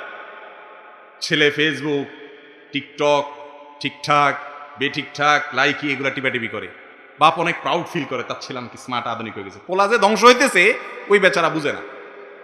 তো হারাম জিনিস দেখা থেকে যদি সন্তানকে বাঁচায় রাখা যায়, কিন্তু এই যুগে এটা মহা কঠিন, তাহলে ইনশাআল্লাহ বিইذনিল্লাহ ওই সন্তান খারাপের দিকে পা বাড়াবে। আর এর পাশাপাশি সন্তানদেরকে সময় দিতে হবে। আজকাল বেশিরভাগ মা বাপ, বিশেষ করে শহরে জীবনে, তারা বাইরে বিজি, বাসায় আসলেও তারা বেজি, কোথাও মানুষ হইতে পারে না, বাইরেও বেজি, বাসায়ও বেজি। এত বিজি উনি যে ছেলে মোবাইল নিয়ে রুমের মধ্যে কি করে না করে ওটা দেখার ওনার সময় নাই। মা বাপ যদি ছেলেদেরকে, বাচ্চাদেরকে, মেয়েদেরকে সময় দেয় এবং তাদের সাথে কথাবার্তা বলে, একান্তে তাদের সাথে আলাপচারিতায় থাকে, ইনশাল্লাহ তারা বিপদগামীদের পথে যাবে না। বিশেষ করে যে অপরাধের কথা বলা হলো, এই অপরাধটা নির্জনে করা হয়। এই জন্য তাদের সাথে যথাসম্ভব কথা বলা, খোলামেলা থাকা, তাদেরকে একাকিত্বের মধ্যে থাকতে না দেয়া, এটি কর্তব্য। বাবা মার ত্রুটির কারণে সন্তান বেশিরভাগ ক্ষেত্রে বিপদে যায়। আল্লাহ তাআলা তৌফিক দান করুক আমাদেরকে সেভাবে চলার। এরপরে প্রশ্ন হলো, দাড়ি কতটুকু কাটা যায়? দাড়ি কাটার জিনিস না, দাড়ি রাখার জিনিস। নবী করিম সাল্লাল্লাহু আলাইহি ওয়াসাল্লাম বলেছেন, আফুল লুহা, তোমরা দাড়িকে ছেড়ে দাও, আর খুল্লুহা, দাড়িকে ছেড়ে দাও, দাড়িকে ছেড়ে দিতে বলেছেন। তবে আব্দুল্লাহ ইবনে ওমর রাদিয়াল্লাহু তাআলা আনহু থেকে যথাসম্ভব বুখারীতে আর অন্যান্য সাহাবা ইকরাম থেকে বর্ণিত আছে, সম্ভবত আবু হুরায়রা থেকে বর্ণিত আছে যে তারা দাড়ি এক মুষ্টি ধরার পর অতিরিক্ত অংশ কেটেছেন। এই জন্য কারোর যদি দাড়ি বড় হলে বুতামের সাথে লেগে যায়, ডিস্টার্ব ফিল হয়, পেশাবের ছিটা চলে আসে, নানা রকম অসুবিধা তৈরি হয়, এক মুষ্টির পরে তিনি কাটতে পারবেন। অনেক উলামা ইকরাম সেটাকেও নিষেধ করেন, কিন্তু সাহাবা ইকরাম থেকে এটি সুসাব্যস্ত হয়েছে যে তারা এক মুষ্টির পরে অতিরিক্ত অংশ কেটেছেন। যদি কেউ চায়, অসুবিধা ফিল করে, এটা কাটতে পারে, কিন্তু যদি কেউ রেখে দেয় লম্বা করে, আলহামদুলিল্লাহ, খুবই ভালো। তবে তার চাইতে ছোট রাখার সুযোগ নেই। অনেকে বলে দাঁড়িয়ে এতটুকু রাখলে চলে, যে পুরুষ না মহিলা এটা বোঝা গেলেই চলবে। আজীব এক মাসআলা, পুরুষ না মহিলা বোঝার জন্য দাড়ি দিয়ে আপনি বুঝাবেন? এরকম কোন মাসআলা গ্রহণযোগ্য কোন ইমাম থেকে আসেনি। কোরআন হাদিসে এরকম কোন কথার অনুমোদন দেয়নি। তবে হ্যাঁ, আমার যে সমস্ত ভাইয়েরা একটু খোঁচা খোঁচা দাড়ি রাখছেন, তাদেরকে আপনি খোঁচায় খোঁচায় সেটাও চাইচা দিয়েন না, উৎসাহ দেন যে নাই মামার চাইতে কানা মামা হলে একসময় ইনশাল্লাহ ভালো মামা হবে। কথা কি বুঝাতে পারছি? আমরা এখন সবাই অন্যদেরকে নিয়ে ব্যস্ত। কার দাড়ি ছোট কাটছে, কে দাড়ি কাটছে, কে ছোট করছে, এর গোষ্ঠী উদ্ধার করতেছে। কিয়ামতের মধ্যে আল্লাহ জিজ্ঞাসা করবে যে অমুক মিয়া দাড়ি ছোট করছে কেন, তুমি জবাব দাও। আল্লাহ বলবে নিজের চরকে তেল দিয়ে পারি না, আরেকজন কি করছে, আমার দরকারটা কি? আল্লাহ তাআলা আমাদেরকে হেদায়েত দান করুন। কোন ইমাম যদি সূরা ফাতিহা ভুল পড়ে, তাহলে ওনার পিছনে নামাজ পড়লে কি নামাজ হবে? সূরা ফাতিহার ভুলটা কি ধরনের দেখতে হবে। যদি ছোটখাটো ভুল হয় তাতে কোনো অসুবিধা, নামাজ হয়ে যাবে। যদি বড় ভুল হয়, অর্থ উল্টে যায়, বিকৃত হয়ে যায়, লাহনে জলি হয়ে যায়, তাহলে সেক্ষেত্রে তার পিছনে নামাজ পড়লে নামাজ হবে না। অনেক এলাকাতে এরকম ইমাম নিয়োগ দেওয়া আছে যে ইমাম সূরা ফাতিহা সহি নেই। এরকম ইমাম নিয়োগ পাওয়ার একটা বড় কারণ হলো, নিয়োগের ক্ষেত্রে দেখা যায় কমিটির লোকেরা যারা নিজেরাই ভালো করে সূরা ফাতিহা জানে না, তারা ইন্টারভিউ নিতে আসে না? এরকম ইন্টারভিউ নিবে ওই এলাকার বড় বড় আলেম ওলামারা, ওনাদেরকে দায়িত্ব দিবে কমিটি যে হুজুর আপনারা এসে মেহেরবানি করে আমাদের ইমাম সাহেবকে নির্বাচন করে দিয়ে যান। আমরা তো জানি না কার ভিতরে এলেম কতটুকু, আপনি যে জগতের মানুষ সেটা আপনি বুঝেন, এটা তো আপনার বোঝার কথা না। কিন্তু ইমাম সাহেবকে নিয়োগ দেয় বেশিরভাগ ক্ষেত্রে কমিটির লোকেরা। প্রশ্ন করে, হুজুর বলেন তো দেখি এটা কি। এক হুজুরের নাকি কমিটির এক লোক জিজ্ঞাসা করছে, হুজুর বলেন তো দেখি কিয়ামতের আলামত, একটা আলামত বলেন তো দেখি। তো হুজুর বলছে কিয়ামতের আলামতের মধ্যে একটা আলামত হলো যে অযোগ্যরা চেয়ারে বসবে, অযোগ্যরা চেয়ারে বসবে, এবং যারা সমাজের যে যে জিনিস জানে না সেটা নিয়ে সে পণ্ডিতি জাহির করবে। এমন ভাবে বলছে আর কি যে ওই বেচারার পাঁচটা সব দেয়া কমপ্লিট হয়ে গেছে। ইমাম সাহেব বেচারার চাকরি তো ওখানে হবেই না, কিন্তু বেচারা হক কথাটা বলে গেছে। এরপরে প্রশ্ন হলো, মাজার পূজারী ইমামের পিছনে সালাত পড়া যাবে কিনা? যেই ইমাম কবরে সিজদা দেয়, কবরে যিনি সাহিত্য আছেন তার কাছে প্রার্থনা করে, সেই ইমাম তার পিছনে নামাজ পড়া যাবে না। কারণ এর ফলে কি হয়, ইমান থেকে খারিজ হয়ে যায়। ইমান থেকে খারিজ হওয়ার মতো শিরকে আকবার, কুফরে আকবার যদি কেউ করে, তাহলে ওই ইমামের পিছনে নামাজ পড়া যাবে না। কিন্তু এমনি বিদআত করে বা এমন কিছু করে যেগুলোর ফলে সরাসরি কাফের হয় না, তাহলে সেই ইমামের পিছনে নামাজ পড়লে নামাজ হয়ে যাবে। এরপর প্রশ্ন হলো, আমি একজন বিধবা মহিলা, আমার স্বামীর প্রতিষ্ঠিত একটি ছোট মাদ্রাসা রয়েছে যেখানে বাচ্চাদের বয়স 5 থেকে 12। আমার সন্তানরা মাদ্রাসা পরিচালনা করার মতো উপযুক্ত হয়নি। আমার প্রশ্ন হলো, পরিপূর্ণ আব্রুর মধ্যে থেকে মহিলারা এই ধরনের শিক্ষা প্রতিষ্ঠান পরিচালনা করার ক্ষেত্রে শরীয়ী কোনো নিষেধাজ্ঞা আছে কি না, বিস্তারিত জানতে আগ্রহী। দ্বিতীয় প্রশ্ন, যদি শরীয়ী কোনো নিষেধাজ্ঞা না থাকে তবে তা পরিচালনার সুবিধার্থে সিসি ক্যামেরা স্থাপন করা যাবে কি না। পরেরটা আগে বলি, সিসি ক্যামেরা স্থাপন করে যিনি পরিচালনা করছেন তিনি মনিটরিং করতে পারেন, এতে কোনো অসুবিধা নাই। সবাইকে জানানো থাকবে যে এটা সিসি ক্যামেরার দ্বারা মনিটরিং হচ্ছে, অতএব আপনারা কেউ এখানে নিজের প্রাইভেসি নষ্ট হতে পারে এমন কিছু করবেন না, জানানো থাকবে সবাইকে, গোপন থাকবে না জিনিসটা। আর যদি কোনো মহিলা পর্দার মধ্যে থেকে তার ছেলেদের মাধ্যমে ওইটার পরিচালনা করেন, ছোট ছোট বাচ্চাদের মাদ্রাসা, তাতে কোনো অসুবিধা নাই। পর্দাটা তিনি মেনটেন করতে পারলে, পর্দার খেলাপ কোনো কিছু করতে না হলে ইনশাআল্লাহ বিনা জায়েজ আছে। একান্ত প্রয়োজনে কারোর সাথে কথা বলতে হয়, অন্য কারোর মাধ্যম ছাড়া বলা ছাড়া নিজেই যদি বলতে হয়, তাহলে সেটাও বলতে পারবেন। তবে কথা বলার ক্ষেত্রে বিশেষ কোনো কোমলতা সৃষ্টি করবেন না, স্বাভাবিকভাবে বলবেন, জায়েজ আছে ইনশাআল্লাহ। এরপরে প্রশ্ন হলো, একজন বদ আত্মার লাশ কবরে নেওয়া হয়, তখন অনেকে অনেক জোরে চিৎকার করে, কিন্তু আমরা তা শুনি না কেন? যদি শুনতে পারতাম তাহলে তো মানুষ পাপ কাজ করতো বলে মনে হয় না, তাইলে আর দুনিয়াতে পরীক্ষা কি থাকতো? দুনিয়াতে যদি সব আযাব মানুষ দেখতো আর সেখান থেকে বাঁচতো, তাহলে আল্লাহ তাআলা জান্নাতটা কি জন্য দিতেন? আর পরীক্ষা হইতো কই? পরীক্ষাই তো এখানে, দুনিয়াতে পরীক্ষার জায়গা, যে তুমি আল্লাহর আদেশের মানো কিনা। ফলাফল দেখার পরে সাবধান থাকা, এটার জন্য তো বিশেষ যোগ্যতা লাগে না, এটা তো সবাই পারে। তো তাহলে তার কোনো পরীক্ষার অর্থ থাকতো না। নামাজে আমরা রাসূল আকরাম সাল্লাল্লাহু আলাইহি সাল্লামের বংশের জন্য কেন দোয়া করি? নবীজি সাল্লাল্লাহু আলাইহি সাল্লামের বংশের অনেকেই ঈমান আনে নাই, একটু ব্যাখ্যা করে বলুন। নবী করিম সাল্লাল্লাহু আলাইহি সাল্লামের বংশের যারা ঈমানদার, আমরা নামাজের মধ্যে দোয়া করি আল্লাহুম্মা সাল্লি আলা মুহাম্মদ ওয়া আলা আলি মুহাম্মদ, হে আল্লাহ মুহাম্মদ সাল্লাল্লাহু আলাইহি ওয়াসাল্লামের বংশধর প্রতি আপনি রহম নাজিল করেন এটা তার ইমানদার বংশধরদের কথা বলা হচ্ছে। তার বংশের ভিতরে কেউ বেঈমান থাকলে তার উদ্দেশ্য এখানে না। কারণ নবী করিম সাল্লাল্লাহু আলাইহি সাল্লামের বংশের সবচেয়ে কাছের মানুষ তার আপন চাচা আবু তালেব, তার জন্য পর্যন্ত দোয়া করা, ক্ষমা প্রার্থনা করা, ইস্তিগফার করা, এটার পারমিশন আল্লাহ তাআলা দেন নাই। তাহলে বোঝা গেল নবী সাল্লাল্লাহু আলাইহি সাল্লামের বংশধরের মধ্যে কেউ অমুসলিম থাকলে তাদের জন্য আমরা এই দুরূদ ইব্রাহিমের মধ্যে কি করি না, দোয়া করি না। এরপরে প্রশ্ন, একজন নামাজির বর্তমান সময় নিয়ে কতক্ষণ সময় নিয়ে রুকু সিজদা করা উচিত এবং দরকার? খুব দরকারি একটা প্রশ্ন। কতক্ষণ সময় নিয়ে রুকু সিজদা করা উচিত বলেন তো? কমপক্ষে একবার তাসবিহ পড়তে যে পরিমাণ সময় লাগে, সুবহানাল্লাহ বা সুবহান রাব্বিয়াল আযীম, এক তাসবিহ পরিমাণ কমপক্ষে অপেক্ষা করতে হবে। অনেক লোক আছে রুকুতে যে আবার সোজা উঠে যায়। তাসবিহ কখন পড়ে? তাসবিহ পড়ে রাস্তায়। রাস্তায় মানে বুঝছেন, আল্লাহু আকবার বলা শেষ, সুবহানা দাঁড়ানোতেই শুরু করছে, অর্ধেক পড়া শেষ, আর বাকি অর্ধেক রুকুতে বলছে, আবার লাস্টে সুবহানাটা মাথা উঠাইতে উঠাইতে কাড়াইতে কাড়াইতে বলে ফেলছে, দাঁড়াতে দাঁড়াতে বলে ফেলছে। আছে না এরকম? এই হুলস্থুল মার্কা নামাজ যারা পড়ে, নবী করিম সাল্লাল্লাহু আলাইহি সাল্লাম বলেছেন এরা হলো সবচাইতে খারাপ চোর। মানুষের টাকা পয়সা চুরি করে, ওই চোরের চাইতে বড় চোর হলো যে নামাজ চুরি করে, নামাজের মধ্যে তাড়াহুড়া করে। এরকম তাড়াহুড়া যদি করে যে এক তাসবিহ পরিমাণ না থাকে, তাহলে কি হবে না, নামাজ হবে। মনে রাখবেন, নামাজ যার যত ধীরস্থিরতার সাথে হবে তার সওয়াব তত বেশি হবে। ইমাম দুই দিকে সালাম ফিরানোর পর সালাম ফিরাবো নাকি ডান পাশে সালাম ফিরানোর পর সালাম ফিরাবো, এ বিষয় নিয়ে আমাদের ইখতিলাফ আছে। আমার কাছে রাজেহ মনে হয় যে দুই দিকে ইমাম সাহেব সালাম ফিরানোর পর আমরা সালাম ফিরাবো। জি, যদিও বিষয়টা ইস্তেহাদি। আউযুবিল্লাহ বলে কতক্ষণ শয়তান দূরে থাকে, এরকম কোনো টাইম লিমিট নাই যে কতক্ষণ শয়তান দূরে থাকবে, এটার কোনো লিমিটেশন আছে, ভ্যালিডিটি আছে যে এরপরে আর চার্জ থাকবে না, এরকম কোনো কথা। আউযুবিল্লাহ পড়তে থাকতে হবে, কারণ শয়তান চতুর্দিক থেকে আক্রমণ করতে থাকে। এই জন্য যত বেশি সম্ভব হয় শয়তান থেকে আল্লাহর কাছে কি চাইতে হবে, পানা চাইতে হবে। স্বামী যদি বউকে কথায় কথায় তালাক দিব বা বাবা মাকে নিয়ে বকাবকি করে আর ছেলে মেয়েকে তুচ্ছতাচ্ছিল্য করে, তার স্ত্রীর প্রতি দায়িত্ব পালন না করে, তার কি শাস্তি হবে? তার শাস্তি হবে জাহান্নামের অতল তলে। কারণ বান্দার হক নষ্টকারী মানুষ অনেক খারাপ। অনেক ভাইরা আছে আমাদের, দাড়ি টুপি আছে, নামাজ কালাম পড়ে, মাশাআল্লাহ ইসলামের উপরে চলার চেষ্টা করে, বাসায় স্ত্রীর সাথে বিশ্রী ব্যবহার করে। আছে না এরকম? ছেলে মেয়েদেরকে যা তা বলে বকাঝকা করে, গালিগালাজ করে, নিজের ছেলেকে বলে অমুকের বাচ্চা, তাহলে গালিটা তার উপরে আসছে, সে বুঝে না এত ব্যাককল। আছে না এরকম? ভাইরা আমার, স্বামী স্ত্রী পারস্পরিক যে দায় দায়িত্ব আছে সে সবাইকে পালন করতে হবে। স্ত্রীকেও পালন করতে হবে স্বামীর উপরে, স্বামীর জন্য স্বামীকে পালন করতে হবে স্ত্রীর জন্য। যারা এই সমস্ত করবে তারা আল্লাহর কাঠগড়ার আসামি হবে, বান্দার হক নষ্টকারী হবে, এবং এর কারণে কিয়ামতের ময়দানে জবাবদিহি করতে হবে। কিয়ামতের ময়দানে বান্দার হক আল্লাহ তাআলা মাফ করবেন না, সেদিন কোনো স্ত্রী কোনো স্বামীকে ছাড় দিবে না। আল্লাহ তাআলা আমাদের ভাইদের বুঝার তৌফিক দান করুন।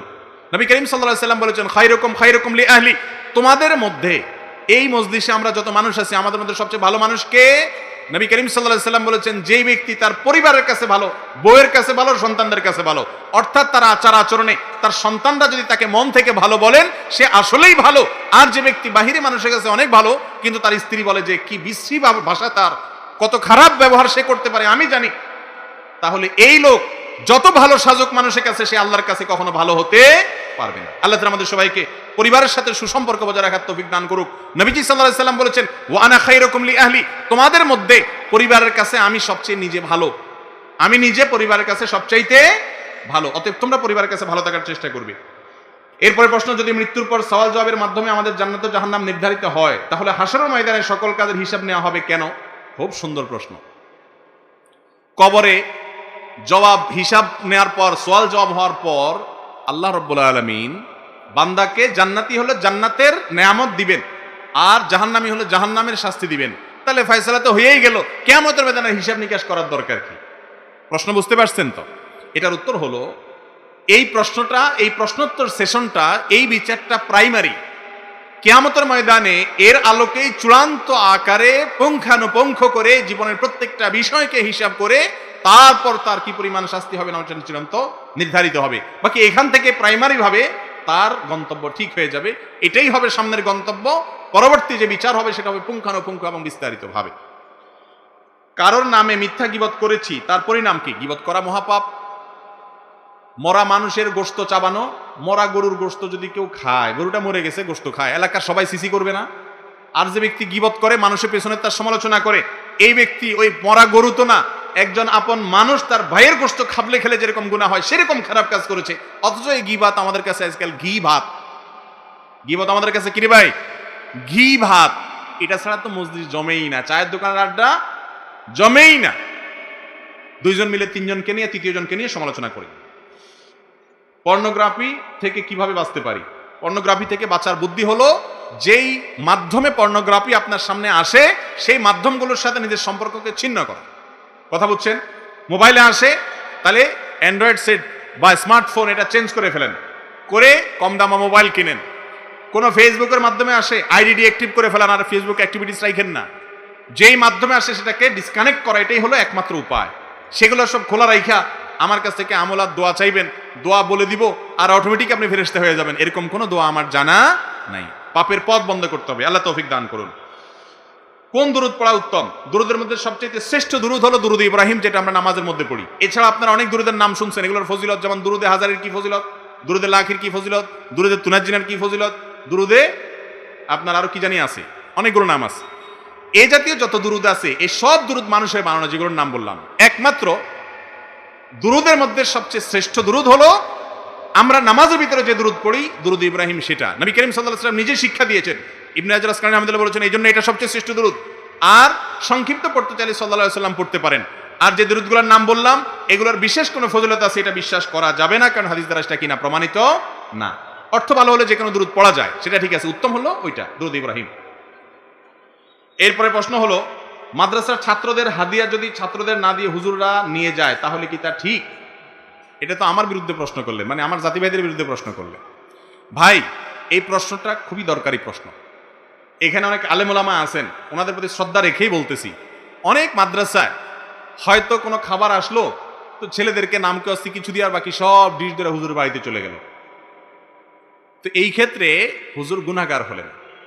ওই চেয়ারম্যান সাহেব, মেম্বার সাহেব, কমিশনার সাহেব বা অন্য সাহেবরা, তারা যদি কোনো সম্পদ মানুষের জন্য আসে, এটা কুক্ষিগত করেন, অন্যায়ভাবে ভোগ করেন, সেটা যেরকম গুনাহ, এই হুজুরের হাদিয়ার ব্যাপারে 2 নম্বরই করাটাও একই রকমের গুনাহ, কোনো সন্দেহ নেই। অনেক হুজুর এটা করে। আমার কাছে অনেক ডোনাররা অভিযোগ করছেন, হুজুর অমুক মাদ্রাসায় দিছি, পরে যায় দেখি যে গামলা ভর্তি পড়ে রয়েছে, বাচ্চাদেরকে অল্প অল্প করে দিয়ে দিছে। এগুলো গুনাহ। যারা মসজিদ মাদ্রাসা দায়িত্ব পালন করেন, তারা অনেকে এগুলো খেয়াল করেন না, অনেকে জানেনই না যে এটা গুনাহ হচ্ছে, হারাম হচ্ছে। বাচ্চাদের জন্য আসলে বাচ্চাদেরকে দিতে হবে, বাচ্চারা খেয়ে এরপরে নষ্ট হয়ে যাচ্ছে, সেটা আপনি নিলেন বা গরিবদেরকে দিলেন ভিন্ন কথা, কিন্তু তাদের হক তাদেরকে দিতে হবে। তাদেরটা না দিয়া টোটালটা মেরে দিলেন, এটা তো পুরো দুর্নীতিবাজ চেয়ারম্যান আর ওই হুজুরের মধ্যে কোনো পার্থক্য থাকলো না। জিপিএফ গভর্নমেন্ট প্রভিডেন্ট ফান্ডের সরকারি চাকরিজীবীদের টাকা জমা রাখা বাধ্যতামূলক, উক্ত টাকার মুনাফা গ্রহণ করা কি হালাল হবে? ইন্টারেস্টিং একটা মাসআলা। এই টাকা খাওয়া জায়েজ হবে, এটা সুদ হবে না। যারা সরকারি চাকরি করেন, সরকারি চাকরিতে যেই পরিমাণ প্রভিডেন্ট ফান্ড এর টাকা কেটে নেওয়া হয় বাধ্যতামূলক, সেটার সাথে সরকার অতিরিক্ত যে টাকা দেয়, এটাকে মুনাফা সুদ যাই বলুক, সুদের যে সংজ্ঞা সেটার মধ্যে এটা পড়ে না, যার কারণে সুদ হবে না। এটা আমার মত না, বাংলাদেশে প্রায় সব ওলামাদের মত। মৌলানা আব্দুল মালিক সাহেব, ডক্টর আব্দুল্লাহ জাহাঙ্গীর রাহিমাহুল্লাহ, আরো বড় বড় ওলামায়ে কেরামের স্পষ্ট ফতোয়া আছে এ ব্যাপারে যে এটা সুদ হবে না। তবে হ্যাঁ, সরকারি চাকরিতেই যেই পরিমাণ প্রভিডেন্ট ফান্ড আপনি ইচ্ছাকৃত কাটাচ্ছেন, সেই প্রভিডেন্ট ফান্ডে যে অতিরিক্ত টাকা আসবে সেটা সুদ হবে, কারণ ইচ্ছাকৃত আপনি কাটাইছেন। আর আগের যেটা বাধ্যতামূলক কাটা নিচ্ছে, সেখানে আপনার আসলে কিছু করার ছিল না, আপনি নিজে সেটা কেমন যেন পানি নাই, দেওয়ার সময় অতিরিক্ত দিছি, এটা সুদ হবে না। এরপরে প্রশ্ন হলো, কেউ যদি অবৈধ টাকা উপার্জন করে বাড়ি গাড়ি করে, তাতে কি তার নামাজ হবে? ভাই, হারাম উপার্জনকারীর কোনো দোয়া কবুল হয় না এবং জাহান্নামে সে যাবে।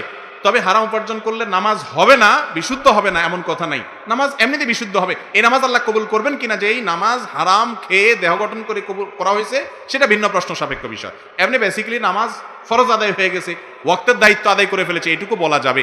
কিন্তু এর মানে এই না সে মুক্তি পেয়ে যাচ্ছে, হারাম খাওয়ার কারণে জান্নাতে যাওয়া তার কঠিন হয়ে যাবে। এরপর প্রশ্ন হলো, আমি একজন জেনারেল লাইনে পড়ুয়া শিক্ষার্থী, ইসলাম ও হাদিস সম্পর্কে পরিপূর্ণ জ্ঞানের জন্য কি কি করতে হবে? 1 নম্বর বুদ্ধি হলো, ভালো বিচক্ষণ বিদগ্ধ আলেমের সাহচর্যে থাকবেন, যিনি কোরআন হাদিস অনুযায়ী আপনাকে গাইডলাইন করতে পারবেন। আর আপনার মধ্যে এতটুকু বেসিক ধারণা থাকতে হবে যে আলেমের মধ্যে কে কোরআন হাদিসের আলোকে কথা বলে, কে মন গড়া কথা বলে, কে সঠিক বলে, কে বেঠিক বলে, কে ভালো আলেম, কে খারাপ আলেম, এতটুকু পরখ করার কমন সেন্স আপনার থাকতে হবে। কোরআন হাদিসের রেফারেন্স ভিত্তিক নলেজ আপনি নেবেন, দলিল ভিত্তিক নলেজ আপনি নেবেন, মন গড়া কোনো কিছু না। আর এর পাশাপাশি বই পুস্তক পড়তে পারেন, সেটা ওলামাদের তত্ত্বাবধান হলে ভালো হয়। কোরআনে কারীমের একটা ভালো তাফসীর রাখতে পারেন, ইবনে কাসিরের সংক্ষিপ্ত একটা বের হয়েছে খুব চমৎকার, এটা রাখতে পারেন। তারপরে আপনার হাদিসের গ্রন্থের মধ্যে থেকে রিয়াদুস সালিহিন রাখতে পারেন, মাসনা মাসাইলের জন্য আরো হায়ার লেভেলে গেলে তখন সেগুলো রাখতে পারেন, এবং সিরাতের মধ্যে রাহিকুল মাখতুম বইটা রাখতে পারেন, ডক্টর খন্দকার আব্দুল্লাহ জাহাঙ্গীর রহমাল্লাহর বইগুলো রাখতে পারেন। এই বইগুলো অনেক বেশি উপকারী, বিশেষ করে রাহে বেলায়েত এবং ইহইয়াস সুনান, এই দুইটা বই পড়লে ইসলাম সম্পর্কে বেসিক একটা ধারণা আপনার হয়ে যাবে ইনশাআল্লাহ বিইذনিল্লাহ। এরপরে প্রশ্ন হলো, কোন কারণে স্বামী স্ত্রী জামাতে নামাজ পড়লে স্ত্রীকে একামত দিতে হবে? না ভাই, স্ত্রী একামত দিবে না। স্বামী স্ত্রী যদি জামাত করে একামত দিবে স্বামী, ইমামতি করবেও স্বামী। যে একামত দেয় সেই ইমামতি করতে পারে, এটা কোনো গুনার জিনিস না। বিশেষ করে যখন পেছনে মুসল্লি মহিলা থাকবে, মুক্তাদি মহিলা থাকবে, তখন একামত কে দিবে? ওই পুরুষ স্বামী দিবেন, স্ত্রী না। বিয়ের আগে কোনো মেয়ের সাথে অবৈধ সম্পর্ক থাকলে তারপর ওই মেয়েকে বিয়ে করলে তাদের বিয়ের পরে কি সম্পর্ক বৈধ হবে? হ্যাঁ ভাই, বিয়ের আগে যদি অবৈধ সম্পর্ক থাকে, বিয়ে করে নিলে তাদের বিয়ে পরবর্তী সম্পর্কটা বৈধ হয়ে গেল। তবে আগে যে সম্পর্কগুলো ছিল সেটা কি হবে না? বৈধ হবে। সেগুলোর জন্য আল্লাহর কাছে চোখের পানি ফেলে লজ্জিত হয়ে, অনুতপ্ত হয়ে, নিজেকে শাসন করে, ভৎসনা করে মাপ চাইতে হবে। ভবিষ্যতে কখনো হারাম রিলেশনে যাবে না, সে মর্মে তওবা করতে হবে। আমাদের অনেক ভাইরা মনে করে প্রেম করে যার সাথে হারাম প্রেম করছে, এটার নাম তো আসলে প্রেম না, এটার নাম বাঁওতাবাজি। প্রেম তো হলো স্বামী আর স্ত্রীর মধ্যে হয়। এখানে কিসের প্রেম? এখানে ধান্দা, পুরোটাই হলো টাউটগিরি, স্বার্থ হাসিল করা। ছেলে মেয়ের পিছে গুরগুর করে, তার ধান্দা হাসিল করলে এবার দৌড়ের উপরে থাকে, এবার যায় মামলা দেয়, হ্যাঁ বিয়ের প্রলোভনে দর্শন হয়েছে, হান হয়েছে, তান হয়েছে। এগুলো সবই বাঁওতাবাজি, স্বার্থ ছাড়া এখানে কিছু নাই। প্রেম মহব্বত গদগদ করে অনেক কিছু দেখবেন, মূল জিনিসটা হলো স্বার্থ, এছাড়া আর কিচ্ছু না। এগুলো সব প্রলেপ, শয়তান আমাদেরকে বিপদগামী করার জন্য এই সমস্ত ভালোবাসা উতরায় এবং দেখায় আমাদেরকে। মনে রাখবেন, অনেক ভাইরা মনে করেন যার সাথে অবৈধ সম্পর্ক থাকে বিয়ে করলে বোধহয় আগের সব মাফ হয়ে যায়, কালো টাকা সাদা করার মতো। এরকম কোনো সিস্টেম নেই। বিয়ে করা যাবে ঠিক আছে, কিন্তু আগের কাজের জন্য আল্লাহর কাছে ঠিকই কি করতে হবে? তওবা করে মাফ চাইতে হবে। তবে হ্যাঁ, এটা ঠিক, যেটা চিটারি করে মেয়েরে বিয়ে করবে বলে সারা জীবন বদমাইশি করেছে, হারাম কাজ করেছে, হারাম রিলেশন রেখেছে, সে এরপরে মেয়েরে সেকা দিয়ে আরেকটার বিয়ে করে বসে থাকলো। ওই বাটপারের চাইতে এই দ্বিতীয় যেটা কথা রাখছে, সে অন্তত ওই কথার গুণাটা, অর্থাৎ কথা ব্যতিক্রম করার গুণাটা সে করলো না, এতটুকু বলা যায়। কিন্তু সেও হারামের সাথে সম্পর্ক করছে, এই জন্য দুজনকে তওবা করতে হবে। এরপর প্রশ্ন হলো, হারাম সম্পর্ক থেকে কিভাবে ফিরবো? ফেরার পথ তো খুব সোজা। সমস্ত সম্পর্ক ছিন্ন করে একটা মেসেজ দিয়ে দিবেন, আল্লাহর জন্য তোমাকে ত্যাগ করছি, তোমার যা ইচ্ছা তা মনে করতে পারো, তবে আমি জেনেছি আমার রব এতে অসন্তুষ্ট হন, এতে ইবাদতের স্বাদ নষ্ট হয়, এতে জান্নাতে যাওয়ার পথ রুদ্ধ হয়, কঠিন হয়, শয়তানের সবচেয়ে বড় অস্ত্র এটি। আমি হারাম সম্পর্ক থেকে দূরে থাকার জন্য তোমার সাথে সম্পর্ক বিচ্ছিন্ন করলাম। যদি নসিবে থাকে, সে যদি ভালো হয়, তাহলে তার বিয়ের প্রস্তাব দিতে পারেন বাবাকে, অন্য মুরব্বীদের মাধ্যমে বিয়ে শাদী করতে পারেন। ততক্ষণ পর্যন্ত সম্পর্ক কাট আপ থাকবে, নাম্বার বন্ধ করে ব্লক করে দিবেন। সে হয়তো মনে করবে বাটপারি করছেন। এখানে একটা বড় সূক্ষ্ম বিষয় আছে। ইবলিস তখন যুবকদেরকে বুঝায় যে এই বেঈমানিটা করবি, ঠিক হবে মেয়েটার সাথে, এই রোগটা আছে, কিন্তু আছে না নাই? যুবকদেরকে তখন ইবলিসের ব্যাপারটা এরকম ডেঞ্জারাস। দেখেন, ইবলিস কিন্তু আপনাকে ফুসলাবে, যখন দেখাবে ডাইরেক্ট আপনারা দিয়ে হারাম কাজ করানো যাচ্ছে না, তখন এবার এমন এমন আইডিয়া নিয়ে আসবে, আপনি নিজে বলবেন হ্যাঁ তাই তো ঠিকই তো। একটা মানুষের সাথে বেঈমানি করা তো উচিত না। কিসের ইমানি বেঈমানি? 2 নম্বরের চুক্তি করেছেন, ওটা ভঙ্গ করা ওয়াজিব, সেটা আল্লাহর জন্য। তাতে তিনি যদি ভুল বুঝেন, কিচ্ছু করার নেই। হ্যাঁ, আপনার দ্বারা তার যদি ক্ষতি হয়ে থাকে, তাহলে ক্ষতিপূরণ করার চেষ্টা করবেন, উপযুক্ত বিয়ে দেওয়ার চেষ্টা করবেন, যা দরকার সেটা করবেন, কিন্তু সম্পর্ক রাখা যাবে না। যুবকরা ভালো করে শুনে রাখেন, আল্লাহর জন্য যদি কোনো হারাম রিলেশনকে কোরবানি করতে পারেন, আল্লাহর কসম, আল্লাহর কাছে আল্লাহর নৈকট্য অর্জন করার জন্য এর চাইতে বড় মাধ্যম যুবকদের জন্য খুঁজে পাওয়া কঠিন। হিম্মত দরকারের জন্য সৎসাহস দরকার, আর কিছু না। আল্লাহ তাআলা আমাদেরকে তৌফিক দান করুন। এরপরের প্রশ্ন হলো, নামাজের মধ্যে দুনিয়াবি কথা মনে করা নিষেধ, কিন্তু নামাজের মধ্যে আমার মার কথা আমার মনে পড়ে, তাহলে কি আমার নামাজ হবে না? আমার মার জন্য দোয়া করবেন। কিছুদিন আগে তিনি ইন্তেকাল করেছেন। আমরা দোয়া করি আমাদের ভাইয়ের মায়ের জন্য সবাই, আল্লাহ তাআলা তার মাকে তার ভুল ত্রুটি মাফ করে জান্নাতের মেহমান হিসাবে কবুল করুন, বলুন আমিন। আর নামাজের মধ্যে মৃত মায়ের কথা মনে পড়ে মনে মনে আল্লাহর কাছে, আল্লাহ আমার মার প্রতি আপনি রহম করেন, এরকম দোয়া করলে, নামাজ তো দোয়া, আল্লাহর কাছে আপনি মনে মনে চাইলেন, তাতে কোনো অসুবিধা নাই। এমনিতে মাকে নিয়ে আপনি দুনিয়াবি কল্পনা করলেন, মা কি রাঁধছে, কি খাইছে, কি বাসছে, কি বলছে, সেগুলো জায়েজ নাই। এগুলো যদি অনিচ্ছাকৃতভাবে চলে আসে, মনে আসার সঙ্গে সঙ্গে সেগুলো বাদ দিয়ে আবার আল্লাহর সাথে কথা বলা শুরু করতে হবে, নামাজ হয়ে যাবে ইনশাআল্লাহ। বিনা কারণে তালাক দেওয়ার বিধান কি? একজন আলেম যদি এমন করে, তাহলে করণীয় কি? যে আলেমের ব্যাপারে প্রশ্ন করতেছেন যিনি, সেই আলেম যে কারণে তালাক দিয়েছেন সে কারণটা যৌক্তিক কিনা সেটা তো ইন্ডিভিজুয়াল কেসটা স্টাডি করে বলতে হবে। আমি আন্দাজে বলবো কেমনে? এই সমস্ত প্রশ্ন আপনারা অনেকে ধরায় দেন, এবার যা বলেন দেখছো মৌলবী কি বলছে, বলছে তোমার কাজটা ঠিক হয় নাই, এত কাঁচা কাজ তো আমি করবো না। আমি সাধারণ বিধান বলবো, কোনো আলেম তার স্ত্রীকে তালাক দিলে তিনি সঠিক করেছেন না বেঠিক করেছেন, কি প্রেক্ষিতে দিয়েছেন, সেগুলো স্টাডি করে তারপর বলা যাবে। তবে হ্যাঁ, একটা কমন কথা বলে রাখি, আল্লাহর কাছে সবচেয়ে অপছন্দনীয় হালাল কাজ হলো স্বামী স্ত্রীর মধ্যে সম্পর্ক ছিন্ন হওয়া। এটা আল্লাহর কাছে সবচেয়ে অপছন্দনীয় হালাল কাজ। আল্লাহ জায়েজ রাখছেন, কিন্তু একেবারে না পারতে এটা ব্যবহার করা যাবে, যেন তেন কারণে এটা করা যাবে। আজ তো কথায় কথায় তালাক, মহিলারাও কথায় কথায় বলে চলে গেলাম বাপের বাড়ি, তোমার সংসার আর করবো না, আছে না নাই? নবী করিম সাল্লাল্লাহু আলাইহি সাল্লাম বলেছেন, এরকম যারা করে এরা জান্নাতের গ্রাণ পর্যন্ত পাবে না। আল্লাহর কাছে এটা খুব অপছন্দনীয়। আর ছেলেদের মধ্যে কিছু ছোট লোক আছে, এই ছোট লোকরা কিছু হইলে বউরে তালাকের হুমকি দেয়, আছে না নাই? আবার অনেকে তালাকের হুমকি না, ডাইরেক্ট তালাক দেয়, দিয়া এরপরে আয়েশা বলে হুজুর 3 কথা তো বলে ফেলছি, এখন কি হবে? দুইটা মুগুর দিয়ে মারা উচিত। মনে রাখবেন, তালাক মুখ দিয়া আসলো আর বলে দিবেন এত সহজ না। রাগ উঠছে কিছু করেন, কিন্তু তালাকের কথা বলেন না, খবরদার। এটা বললে মুখ দিয়া বাহির করে ফেললে হয়ে যাবে খুব সিরিয়াস একটা বিষয়। আমরা অনেকে মনে করি হুজুর আমি তো ভয় দেখানোর জন্য বলছি, ভয় দেখানোর জন্য আপনি আমার পেটে ছুরি ভরে দিয়ে এরপরে বললেন ও সরি, আমি তো ভয় দেখানোর জন্য দিছিলাম, আমি জিন্দা হব। আর তালাকটা এরকম ডেঞ্জারাস, যারা যুবক তারাও সাবধান থাকবেন, যারা বিয়ে তারা সাবধান থাকবেন। কথায় কথায় তালাকের কথা বলে ছোট লোক, এটা জায়েজ নাই। তালাক অনেক ধীরে সুস্থে আলেমদের সাথে, সংশ্লিষ্ট মুরব্বীদের সাথে পরামর্শ করে তারপর তালাকের কথা বলতে হবে। আল্লাহ তাআলা আমাদের বোঝার তৌফিক দান করুন। বিয়ে বাড়ি বা কমিউনিটি সেন্টারে গায়ে হলুদের নামে যেসব ছেলে মেয়ে অবাধে মেলামেশা হয় তার সম্পর্কে আপনার মতামত জানতে চাই। ভাই, এটা মতামত দেওয়ার কিছু না, আমরা সবাই জানি নারী পুরুষের ঢলাঢলি মেশামেশি, বিশেষ করে পর্দা লঙ্ঘন করে বেপর্দা নারী পুরুষ একসাথে মাখামাখি করা, এটা হারাম। সমাজের জন্য এখান থেকে ভালো কিছু বয়ে আনে না। এর মাধ্যমে পিতামাতার অবাধ্যতা, অসামাজিক কার্যকলাপ, হারামের দিকে চলে যাওয়া, হাজারো ফাসাদের কাজ তৈরি হয়। অতএব গায়ে হলুদ দেন আর গায়ে মরিচ মাখেন, যেটাই করেন, কিন্তু ছেলে মেয়ে মাখামাখি করবেন না, এখানে মিউজিক করবেন না। বিশেষ করে গায়ে হলুদের সাথে হিন্দুদের কিছু ধর্মীয় বিশ্বাসের সম্পর্ক আছে, তাদের ধর্মীয় বিশ্বাস তাদের কাছে। অ্যাজ এ মুসলিম আমি সেটা করতে পারি না, কারণ ইসলামে অন্য ধর্মের মানুষের ধর্মীয় কালচার এবং বিশ্বাস রীতিনীতি গ্রহণ করতে নিষেধ করা আছে। এই জন্য বিয়েতে গায়ে হলুদ টলুদ মাখবেন না। আপনার যদি বেশি কিছু মাখতে চায় সুন্দর দেখার জন্য, মরিচ মাখলে লাল হবে ইনশাআল্লাহ। জি, এরপরে প্রশ্ন হলো, ইসলামে মৃত ব্যক্তির নামে 40 সহ 5 দিনের খাবারের আয়োজনের বিধান কি? বা ইসলামের নির্দেশ হলো যেই ব্যক্তির আত্মীয় স্বজন মারা যাবে, যিনি মারা গেছেন তার আত্মীয়দেরকে এলাকাবাসী বরং খাওয়াইতে হবে, এটাই হলো সুন্নত। আমরা তাদেরকে কিছু খাওয়াই না খাওয়াই 40 দিনের দিন পুরো এলাকাবাসী, হয়তো খাওয়াইছে 5 জনে, এবার 40 দিনের দিন বা 3 দিনের দিন 7 দিনের দিন পুরো এলাকাবাসী গরু জবাই করে তাতে খাওয়া যায়। এটা খুব খারাপ জিনিস, খুব খারাপ জিনিস। এবং এরকম মানুষ মারা গেলে তার পক্ষ থেকে নির্দিষ্ট দিনে খানা দিতে হবে, এটা হলো শ্রাদ্ধ। হিন্দুদের ধর্মীয় একটা কালচার, সেখান থেকে আসছে এটা। গুগলে সার্চ দিয়ে দেখেন, শ্রাদ্ধ লিখে দেখবেন বিস্তারিত চলে আসছে, আর কোথাও যাওয়া লাগবে না। শ্রাদ্ধ থেকে এটা আসছে, মুর্দার খাওয়ানি, কোনো হাদিসে এগুলো নাই। আপনার মা বাবার জন্য আপনি একটা কালবাট করে দেন, একটা গরিবের কিছু দান করেন, কাউকে কিছু চাউল কিনে দেন, এগুলা করেন। কিন্তু এই জিয়াফতের আয়োজন যেগুলো আমাদের দেশে করে, এগুলোর সাথে সুন্নতের কোনো সম্পর্ক নাই। ওয়াজ যতই করি আমি জানি এটার উপর আমল করা খুব কঠিন, কারণ আপনি না করলে এলাকাবাসী বলবে কি অমানুষ, বাপটা মরে গেল, মাটা মরে গেল, এটা হাতও ধোয়াইলো না। বলবো কি বলবো না? এই বলা বলি রে পাত্তা দিবেন না যে আমি অন্যায় কাজ করব না, বেদাত কাজ করব না। আমি আমার মা বাবার পক্ষ থেকে সমস্ত গরিবের বাসায় খানা পাঠিয়ে দিলাম কোনো একদিন, বা এমনি কিছু কিনে দিলাম, বা সদকা জারিয়ামূলক একটা গাছ লাগিয়ে দিলাম, একটা কোরআন, একটা কিতাব মাদ্রাসা কিনে দিলাম, একজন গরিবকে স্থায়ীভাবে স্বাবলম্বী হওয়ার জন্য একটা কিছু কিনে দিলাম, এইগুলো করবেন। এগুলোতে মুর্দার অনেক উপকার হবে। আমরা বুঝি না কিছু উপকার আর কিছু অপকার।